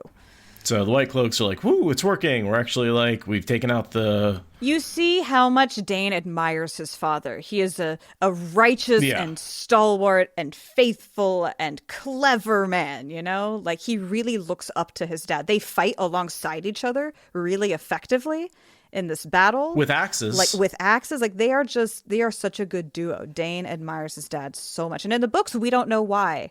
In the books, he just admires his dad because he's his dad. In the show, they're like, no, this is as a commander and a father. Like, Dane has a lot of reasons to be righteously upset when Perrin kills him. So their captive Suldam gets shot in the side of the head with an arrow. Then we're back to Nynaeve and Elaine. We're bouncing around between the different plot lines pretty quick now. Yep, and Nynaeve feels it. You see Nynaeve's hand go to her neck because she feels through the Adam what the Damane feels, although it is not to the point of making her also die. Right. Just like, whew, that was weird. I mean, that would be a very unnerving sensation to feel someone die in one corner of your mind like that. And then the bracelet dropped and fell off, but then it kind of reformed. I would have liked to see it form more like a medallion or something like that. I think that would be cool. If they had like a ring and a medallion that went like on the front of the ring or something that connected to the ring. Yeah, the way that the collar expands when it's on someone, it'd be cool if the bracelet also shrank. Exactly. Yeah, it'd be cool if it was like a very plain band in both cases, and then it expands into the big exactly thing. And then Elaine gets shot in the leg with another crossbow bolt, and it's bad because crossbow bolts are notoriously not great for getting shot with. You know, Elaine used to be an adventurer, but then she got shot in the knee. So Egwene lifts a metal panel off of her? Where the hell? Yeah, because there was the pavilion that her and Rena were under. Like the roof got blown off. And they both kind of got like sheltered by chunks of metal. And then we see a Damane lying on the ground, and the moment of life leaves her, and then the collar like unspools off of her. So we like know she's dead, and we know that happens when they die. And we see it like it undoes itself and then reforms like after it's off of her neck. Isn't that the Megan? I can't tell if it's Megan.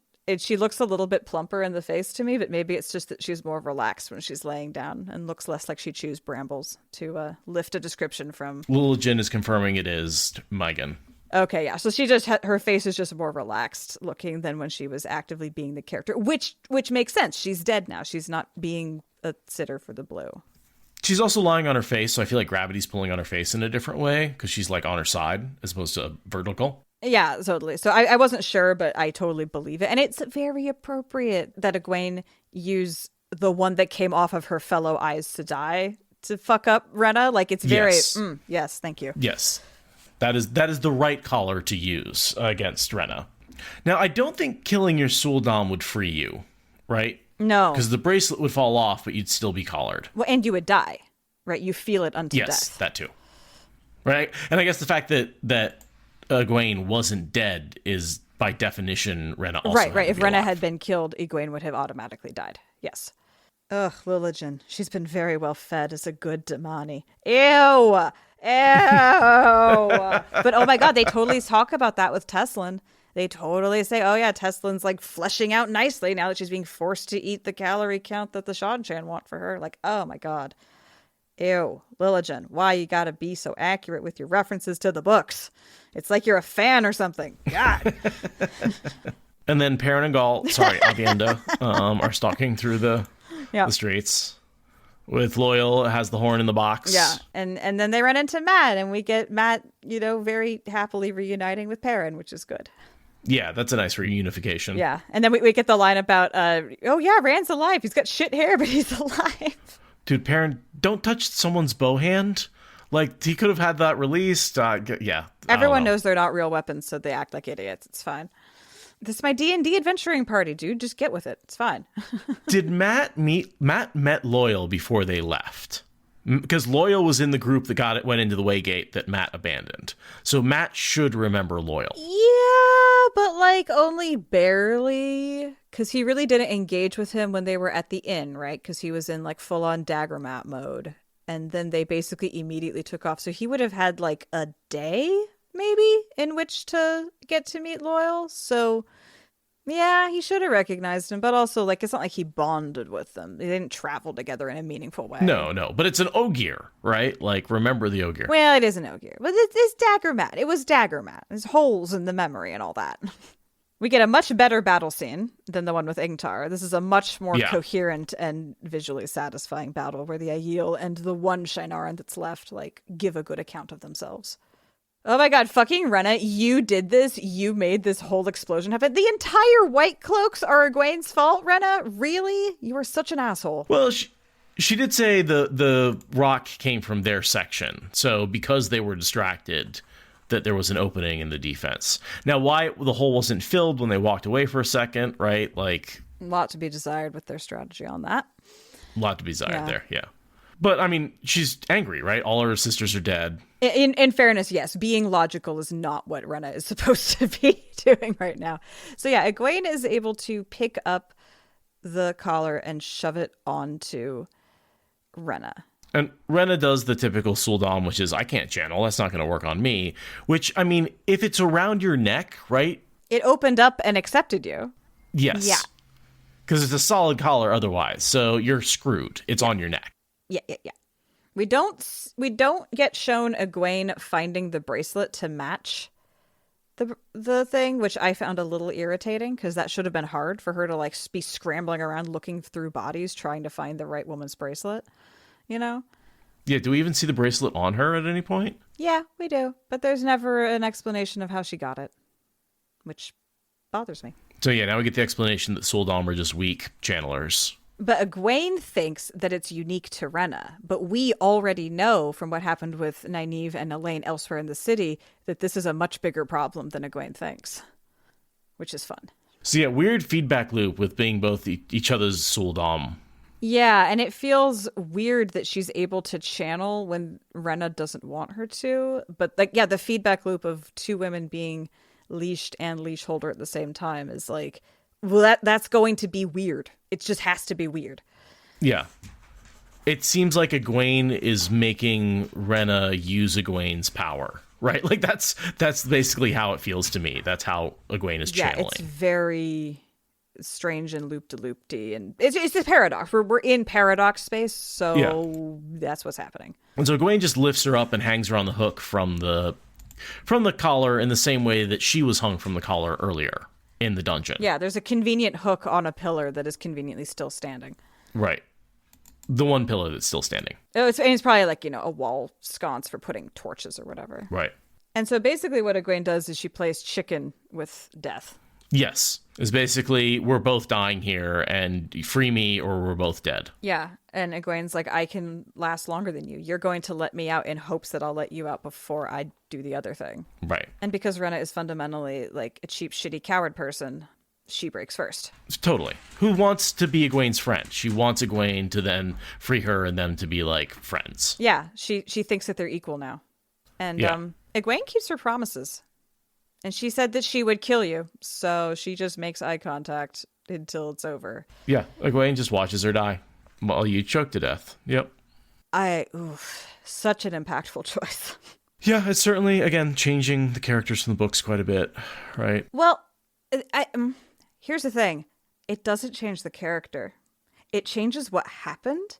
But think about what Nynaeve says when she rescues Egwene. Like, you don't want to kill her. That will change you. That will be very bad for you. And Egwene collapses in her arms crying and is like, oh my God, that was the worst. What would have happened if she'd been able to kill her?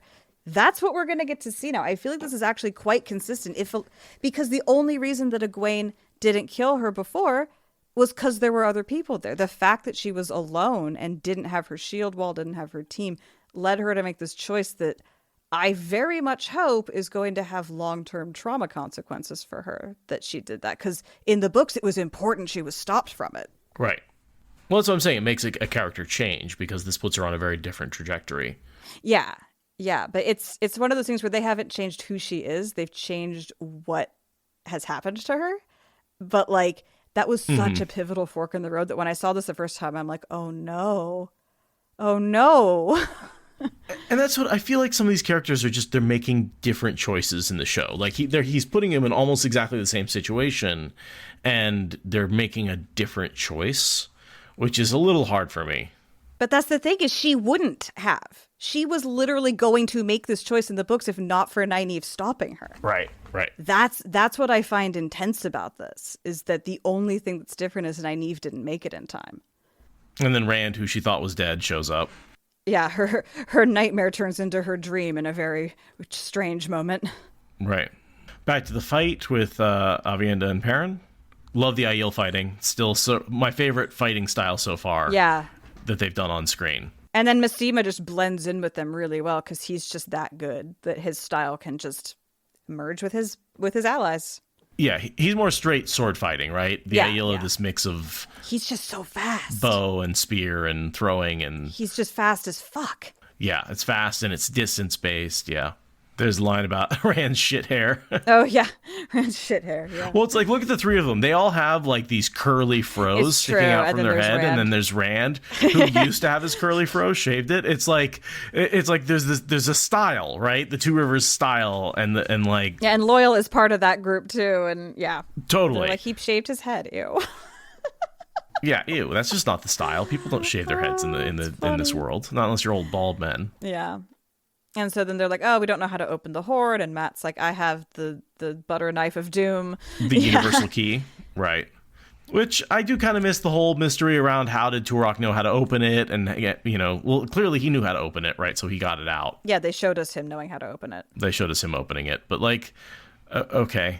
I guess Matt just cuts it open. Well, I mean, in the books, they steal it from a stand rather than from the box. In the books, it's not in the box anymore after Turok takes it out. For some reason, they've put it back in the box in this case. So that's what I'm saying. It's like, I guess that whole I guess by putting it back in the box, it makes it so only Matt can open the box. So Matt's the one who blows the horn.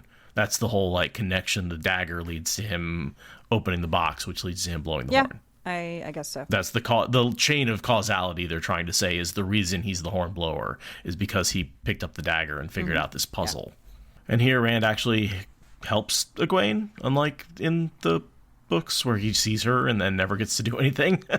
Yeah, he doesn't really help her so much as desperately need her to save him. Well, yes. But they connect. Oh, right. Yeah. They literally never talk in book 2. He does all this stuff and they never. Yeah. So, yeah, Egwene has a very different set of events happen to her in this particular clash. She's allowed to do murder and she actually gets rescued by Rand in some sense. Although, again, he doesn't really do much rescuing. He just shows up. But, you know. No. And then gets his ass kicked. Yeah. Just like a man, you know. He tries to stand in front of her and it's like, child. And then so this little thing where Shammai just whips him aside, more kind of what I expected from an interaction between Egwene and Ishamael. Yeah. Which again makes me think that he's not dead and that the whole show where he was attacking them was absolutely a show of force. I think the whole thing's an illusion. Yeah, I don't believe basically anything the Father of Lies is doing here. Exactly. So the women on the boat shield Rand, and we get the typical kneeling position from the shielding that we've seen all season. And it's a circle of 8, so we know it is strong enough to potentially gentle him. Right, because 8 is the new 13. I'm not the dragon, whined the dragon. Like, it was like, I'm not loose there, and Isham was like, I don't care. That's irrelevant. It's what you think doesn't matter to me. And then, yeah, I don't want to do this again. What Ishamael says to Rand, exact mirror of what Rand said to Ishamael, or Lews Therin said to Ishamael before imprisoning him. Yeah, it's a wheel. We're doing it over and over. We're just going to recycle our context like a moody emo bros. She's trying desperately to pack all of the exposition in what he meant to take years to build up. He's like, no, really, hope is lost. Look, it's lost. It's so lost. If you keep fighting me, all your friends are going to turn to the dark.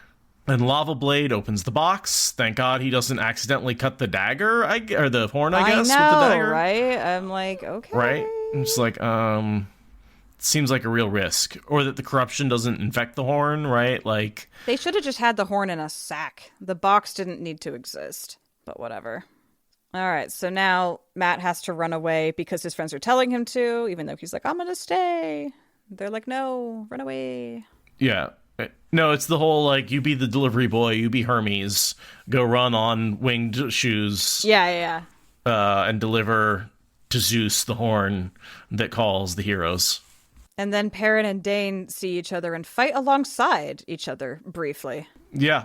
Well, enemy of my enemy, right? Battles move fast and chaotically. This is so according to the books in terms of just sheer blurriness. And they're both trying to survive the Shan-Chan, so like it does make sense to fight, near with each other. Right, so back to Nynaeve failing to channel the arrow out of Elaine's leg. Right. This is I get more. Nynaeve is blocked. Like she's kind of useless as a channeler in this segment. Yeah, she's too scared. That's her problem. She's too afraid. Elaine tries to be like, okay, picture the rosebud, and Nynaeve's like, shut the hell up. Listen, yeah. That's not... I'm like, Elaine, you have the arrow in your leg. You don't need to be guiding meditation class right now. Right. All right, so somehow Perrin ends up stumbling into a building where there's a bunch of White Cloaks fighting, and Valda jumps on him and starts attacking him. And it's, again, very chaotic. Like, Perrin didn't need to wander into this building full of White Cloaks at all.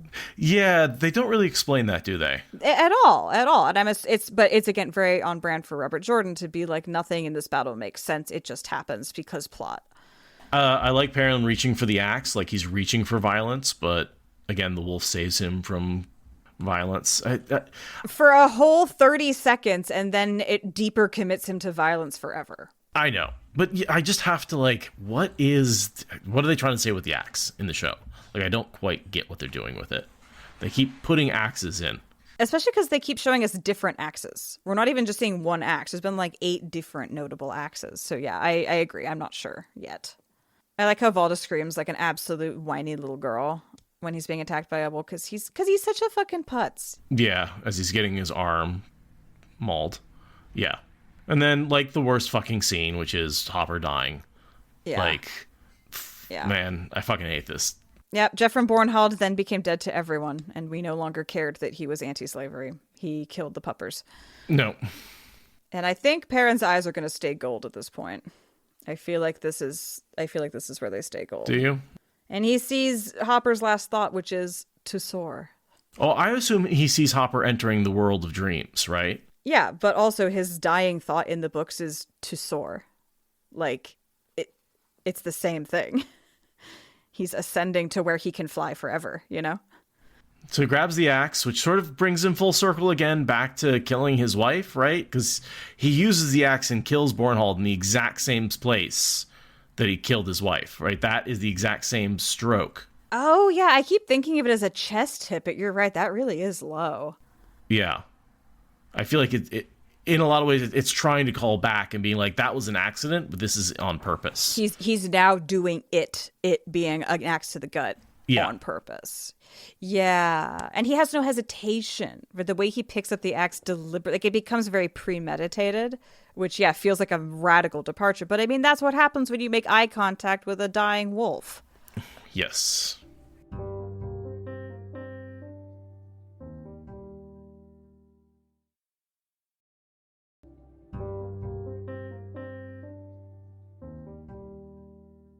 So, and then Matt against a horde of Sean Chan, who are there explicitly to guard the tower from nonsense people with sword staffs like him.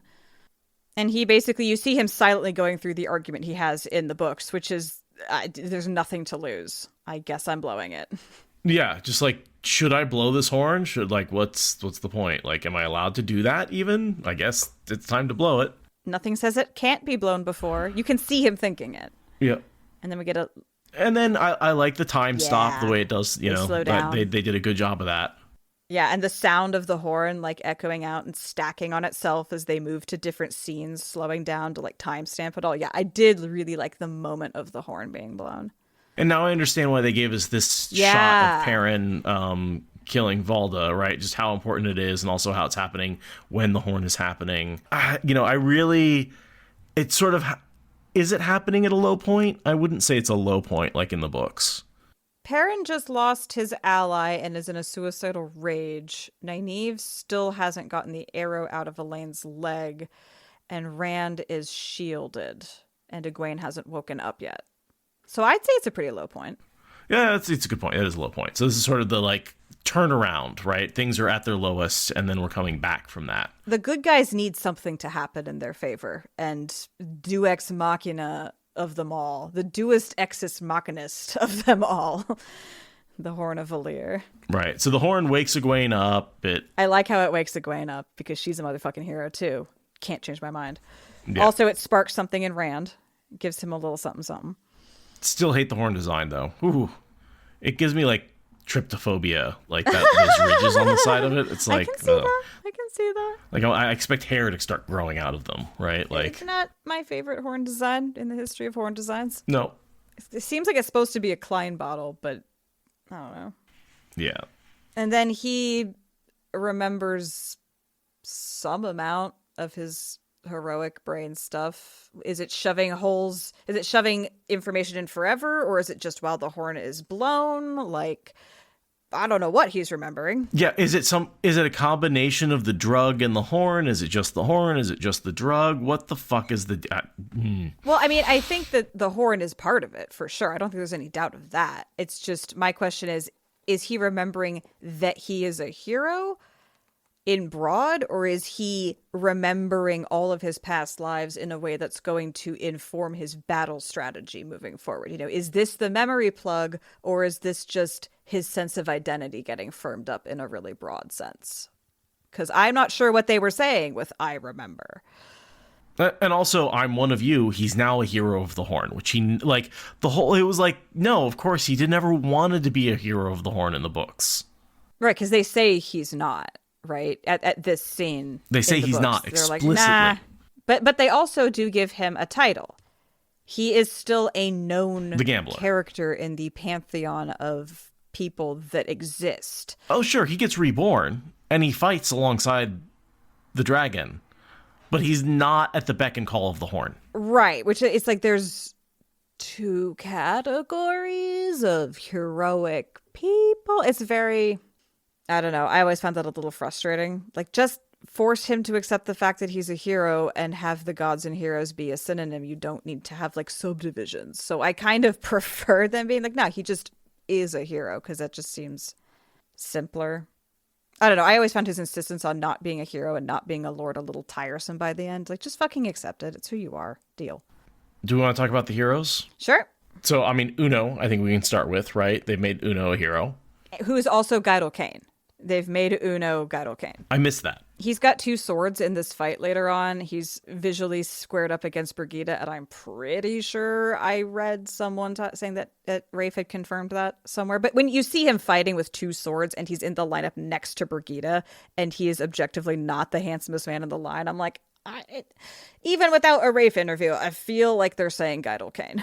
And so Brigida's to our right, his left. Yes. Any idea who the woman between Uno and Matt is? Amaresu. She's one of the heroes that's mentioned early on in the lineup, and she's like a legendary warrior queen battle goddess person in their lore, and she's one of the coolest names. So I remember her. I am 99% sure that is supposed to be Amaresu. And then to his right, our left, I think would be... That is Arthur Hawkwing. Pendragon? Yeah, that is Arthur Arthur Hawkwing. I'm pretty sure we got like photos of all of these guys in their costumes, and it says, or he got his casting got announced. But I mean, also look at the big winged helmet thing. Like, that is very much a I am King Arthur kind of aesthetic right there. Sword of Justice. And then next to him is a bowman. I didn't recognize anyone else after that, because in the books the list of names starts to get a little bit obscure and hard to associate. Right. But there's so many cool looks. There's face tattoos, there's headdresses, there's dye jobs, there's a trident. Yeah, there's this dude with the trident who definitely has like an Aquaman kind of vibe going. There's this like Kali looking like Hindi goddess lady. And then there's this like Viking warrior with like skull eye makeup almost. Like, they're all so, I mean, again, as in the books, they are described as looking like 100 people from 100 different times and places. All different and all the same in their own way. I honestly think the guy next to Arthur Hawking is like Boromir. Yes. Like, he looks very God. Lord of the Rings. Yes. Headcanon established Boromir is over there. Just straight up doing a Lord of the Rings crossover right there. Because we don't even care about Faramir. We only care about Boromir. Oh, Amaresu is Amaterasu, a Shinto sun goddess. Yeah, okay. That makes sense. So yeah, Matt spins his staff because he's obviously a spearman, right? It's just like, okay, he's familiar with a staffed instrument. And then he says the line, and I was so worried I wasn't going to believe this line coming out of his mouth. I was so worried that when he delivered the line, it was going to feel wrong. It did not. It did not. It felt so good. It was like, this is how Matt goes into every single battle in the books, is screaming it like that. Like, I just... Donal, thank you. And then the Sword of Justice next to him. Just how big his mouth is. It's a bellow. It's a good bellow. And then I like the streaks that make the Heroes of the Horn kind of in the world of dreams. Yeah, makes them very supernatural. They move fast and they blur. They don't have to follow physics, and they glow. And it's, again, very much like the books. And it also looks like what hints we've gotten of World of Dreams shit and Wolf vision stuff. And like, it looks so cool. So yeah, they all help him just ram his way through. His whole mission is to slice his way through that thing and get to the stairwell to go up to the tower. And we saw somebody sort of apparate away from the battle as well. Yes. We saw the one go diving off the side. And that is to go get Perrin. Uno, yeah. Yeah, he knows that he needs to go rescue Perrin. And he gives him his Captain America shield for reasons. So yeah, Dane gets drug away screaming in horror and loss, and he's going to be after Perrin forevermore now, and we know why. Right, because he killed his father. And now it's actual legitimate, instead there's no Bayar, right? Yeah, exactly. To do that sort of Grendel worm tongue compulsion. None of that. Don't be surprised I'm a hero of the Horn. Have my shield now. I'm gonna just fucking kick ass. He gives Perrin the shield, I guess, because he knows Perrin's trying to go defend his friends. I didn't quite understand why Uno knew that Perrin needed help, but... Yeah, and again, the symbolism of the shield, right? Is this like Perrin's more being defensive, so he's not on the attack? We're talking about non-violence, right? And also Perrin's whole talk at the very beginning of the episode of the season about how the Shi'arans have taught him about the value of a shield wall and like how shields work and how because they're all scattered to the corners of the world, they can't shield each other. When he shows up to literally reinforce Egwene's shield with Uno's shield, it's like, well, that was payoff for that first line from the episode 1. That was a little on the nose. Nice. And the way he just screams in glee here, he loves fighting so much. Yeah. Like, again, that's Guido Kane. That's Guido. And the actor loves playing Uno, right? Oh my God, he does. Guy Roberts, he's going to be at WhatCon. And Matt's clearly showing that he's got some spear skills. Yeah. Much swirly, twirly, stabby. And then everybody dies. Every single one of Sean Chan is dead. Everybody dies. Yeah. Third cut back to Nynaeve failing to channel. And then Elaine's like, fine, fuck it, go old school.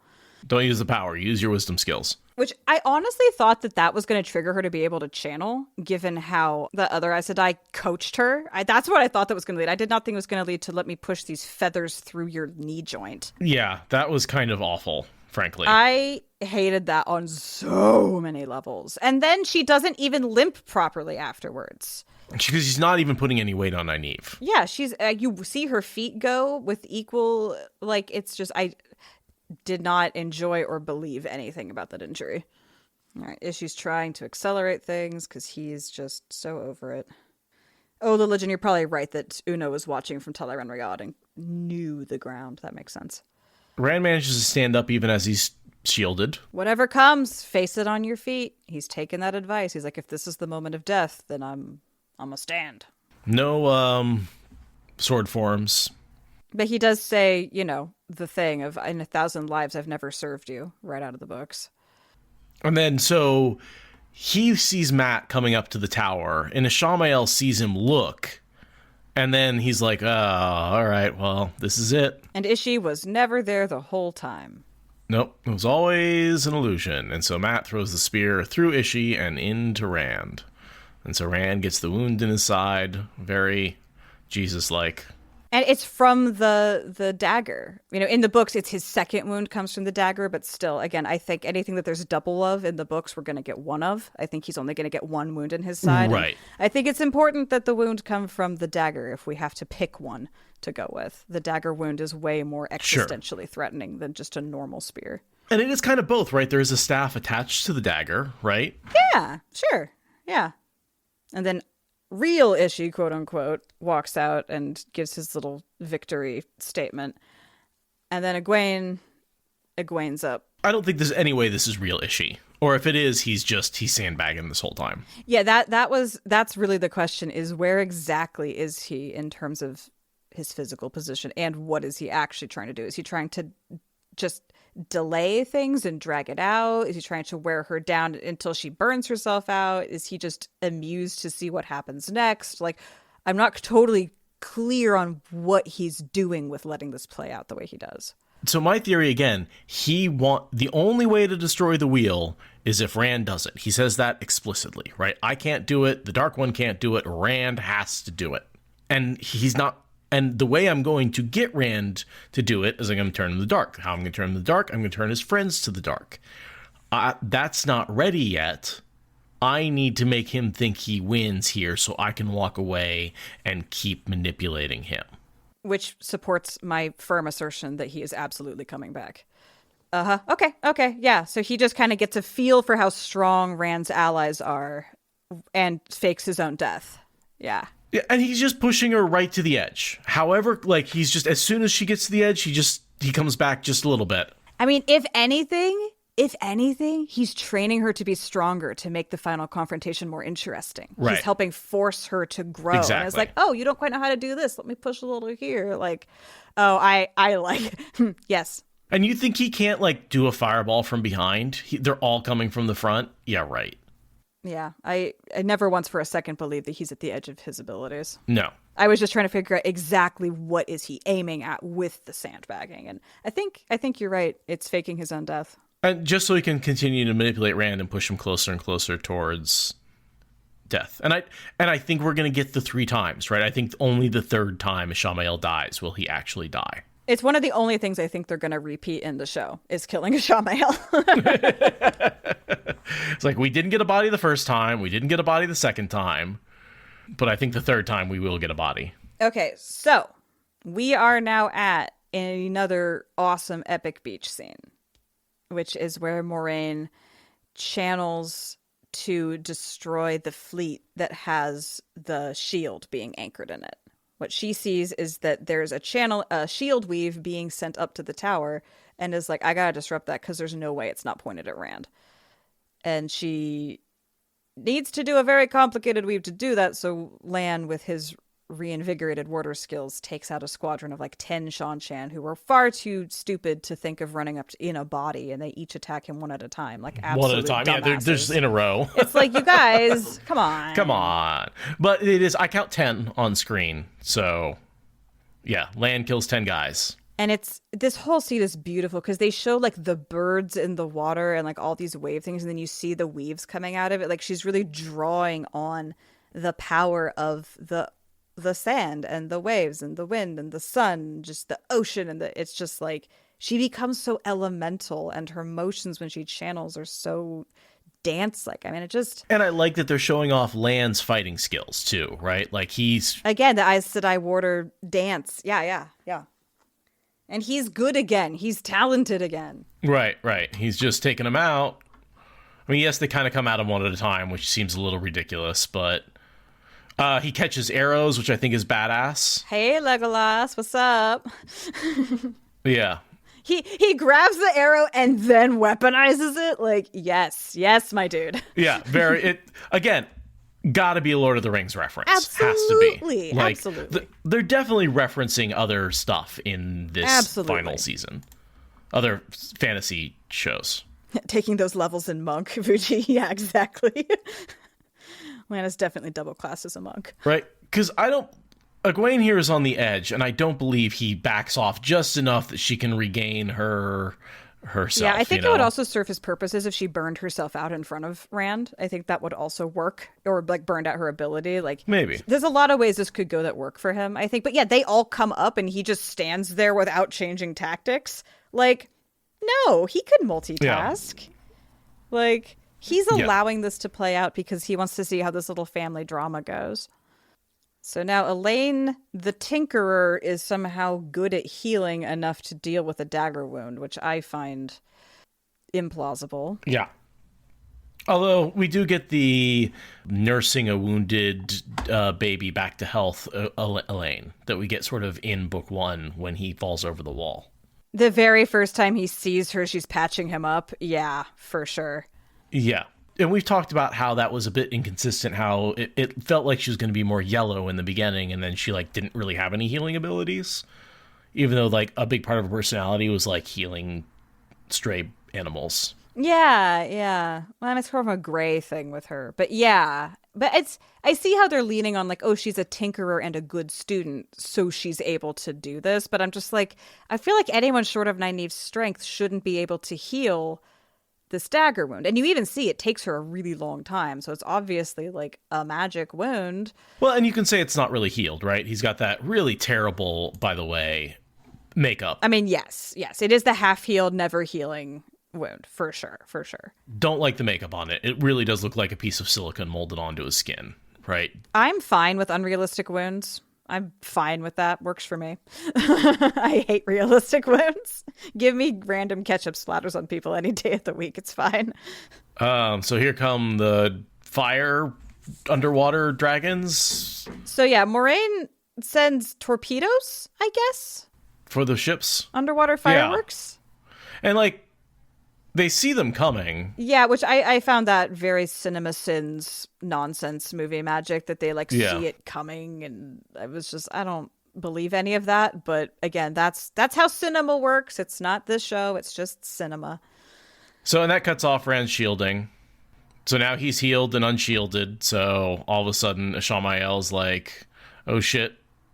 And, you know, again, I think he's faking it, but... I think he wants Egwene to level up, and he's at this point just in a training montage with her. Basically. This whole, like, oh, I'm having trouble channeling. And then he just stops and lets Rand stab him. He doesn't even try and move. He doesn't run out of the way. He stops channeling. Yeah. Yeah, he's like, oh, you're coming with the fire sword. That's okay. Plot twist. I'll take that. Yeah, I'll like, take that. Yeah. In that moment, he's like, yeah, he's going to get his hair in brands. Let's go. Like, he just, yeah. I do not believe he is being pushed to die here. He's just, faking his death. You're super right about that. Rand getting marked by grabbing the hilt of his sword that he made red hot fire. What, dumbass? Okay, fine. Yeah, I wasn't sure why he had to. He literally grabs the blade. He is grabbing above the blade, in front of the hilt, above the hilt. Like, sorry. Was that required? The base of the blade. It's like, are you cutting? And he's not cutting his hand. I do like that the blade melts. And then, the blade melts in him. It's like Rand made it hot, but Ishii made it disintegrate. But we get the first heron marked. Right. And it's, instead of being in his palm, it's on the base of his thumb, which, like, I guess is in the palm, but I've always seen it as, like, right on the hand lines. And I'm like, there's no way they're going to do that in the show. That'd be a terrible makeup challenge. But on the base of the thumb is, okay, I can, all right, that makes sense. And they're going to make him wear gloves a lot. Oh, I hope he wears fingerless gloves. It's way more hot when they're fingerless. And then we get a death scene from Ashamael. He looks at the birds. It makes him feel so peaceful. I think, honestly, Ishii gets the biggest thrill out of dying. I think that's really just what he likes most in life is dying. The act of dying. It's like death, not cosplay, but what's the one? Reenactment? Yeah, totally. It's just like historical reenactment. He's just like, oh, this is what death would be like. Anyway. It's his high. It's his skydiving. It's he just likes dying. And then he fades away into ash, and I'm like, well, that means that is not the last we've seen of him. No body, no death. Yeah, no body, no death. That's very simple. That's the rule. Showed you a body. No, you showed me CGI ash. That is not a body. There was no body left over. That was all illusion. And the fact that he gave us illusion to start that whole encounter with. Don't believe anything you see. Lan and Moraine, Lan's decimated the 10 people who came after him. Moraine has decimated the 10 ships in the harbor. Yeah, you see her like firebomb, like bouncy balling from one ship to another. It's kind of cool, really. It's like one fireball, but it like guides from one ship to another, like it's sewing through the ocean. It does feel a little more powerful than I would expect Moraine to be able to do, but you know. Agreed. Yeah. Agreed. It seemed more like Forsaken scale than Moraine scale, but whatever. Especially with all the channelers on the boats, the fact that they wouldn't like attack back. Especially with fire being difficult for women to channel. I just, whatever. And so now we get bannered across the sky in fire. Yeah, which I hate. Like the attacking the boats, fine. Totally good with that. This part, do not like.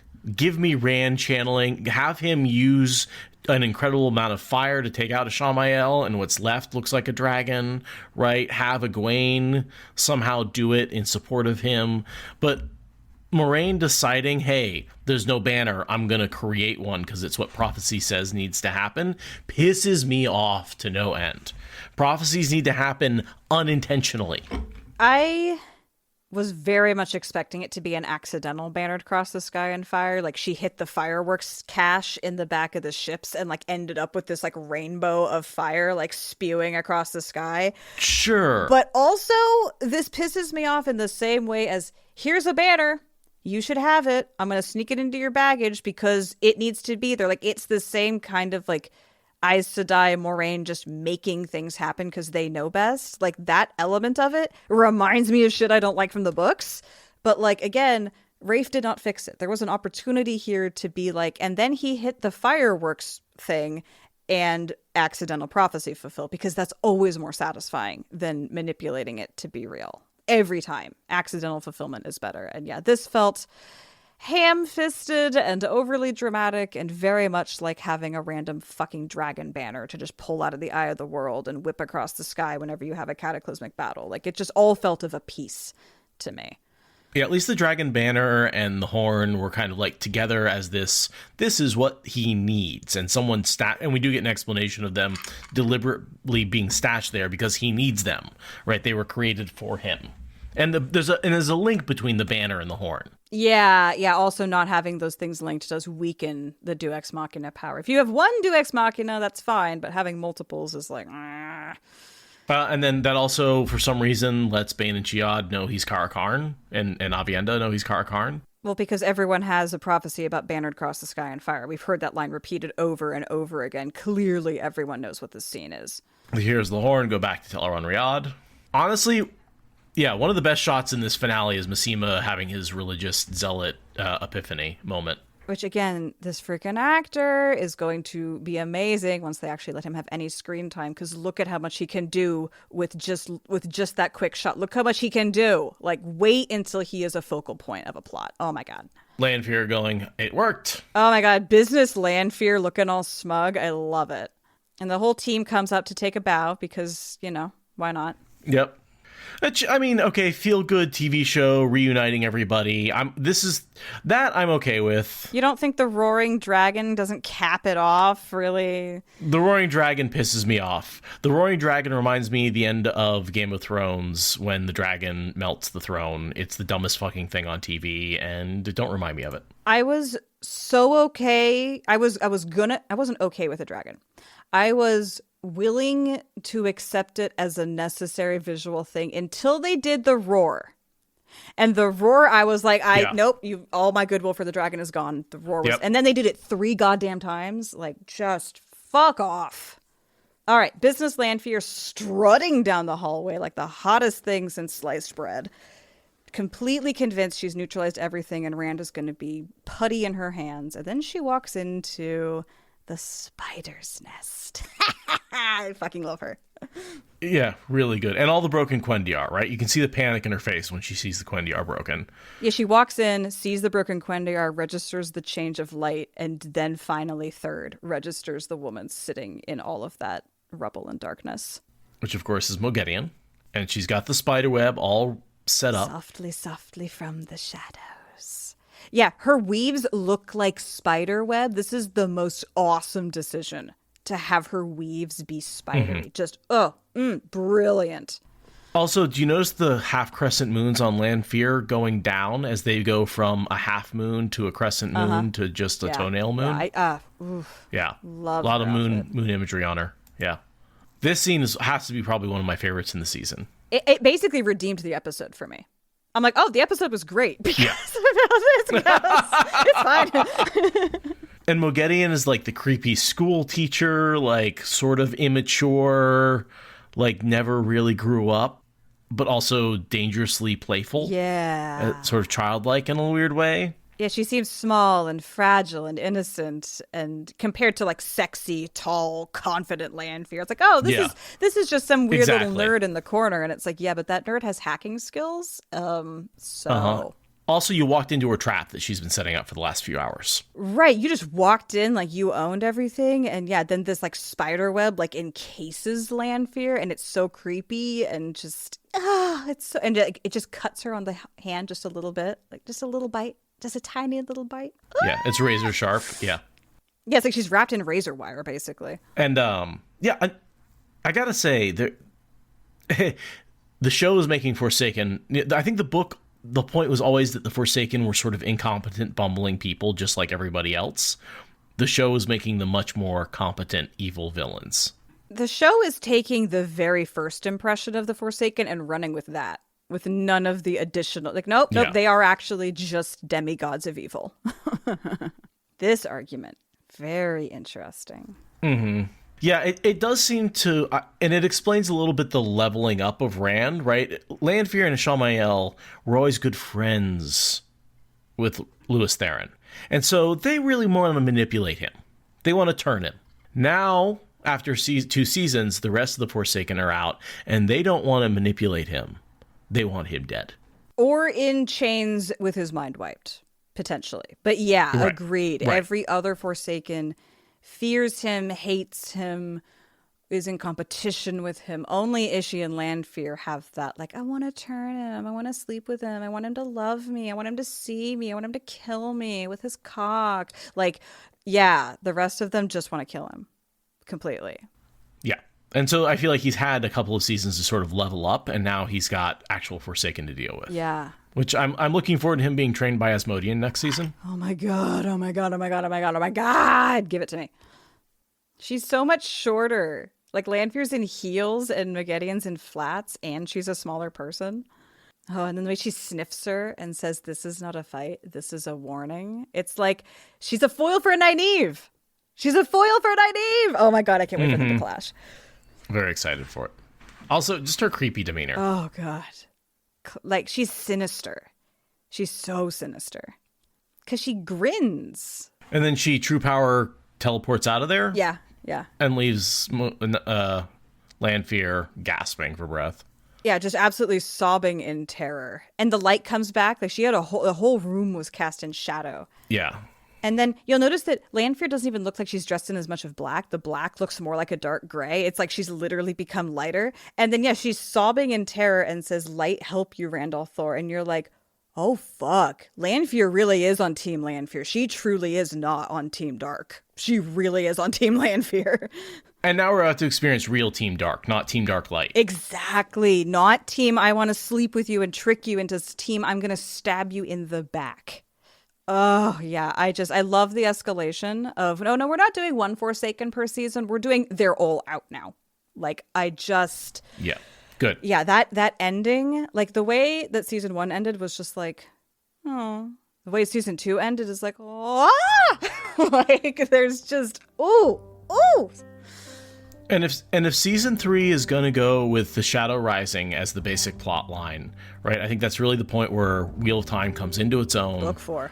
We're not in Kansas anymore. Season 2 is better than season 1. I'm hoping season 3 is better than season 2. Let's just keep getting better, keep making great show content, and let's make this Forsaken scary. I have very high hopes for where we're going with season 3. Like, the way that they're introducing Forsaken and promising to cover Shadow Rising, I'm like, all right, I am ready. I've got my blankie, I've got my popcorn. Like, I am ready for you guys to impress me. Yep. I'm ready. All right, and I have to run. Okay, well, thank you all, everyone, so much for joining us. We will see you in January.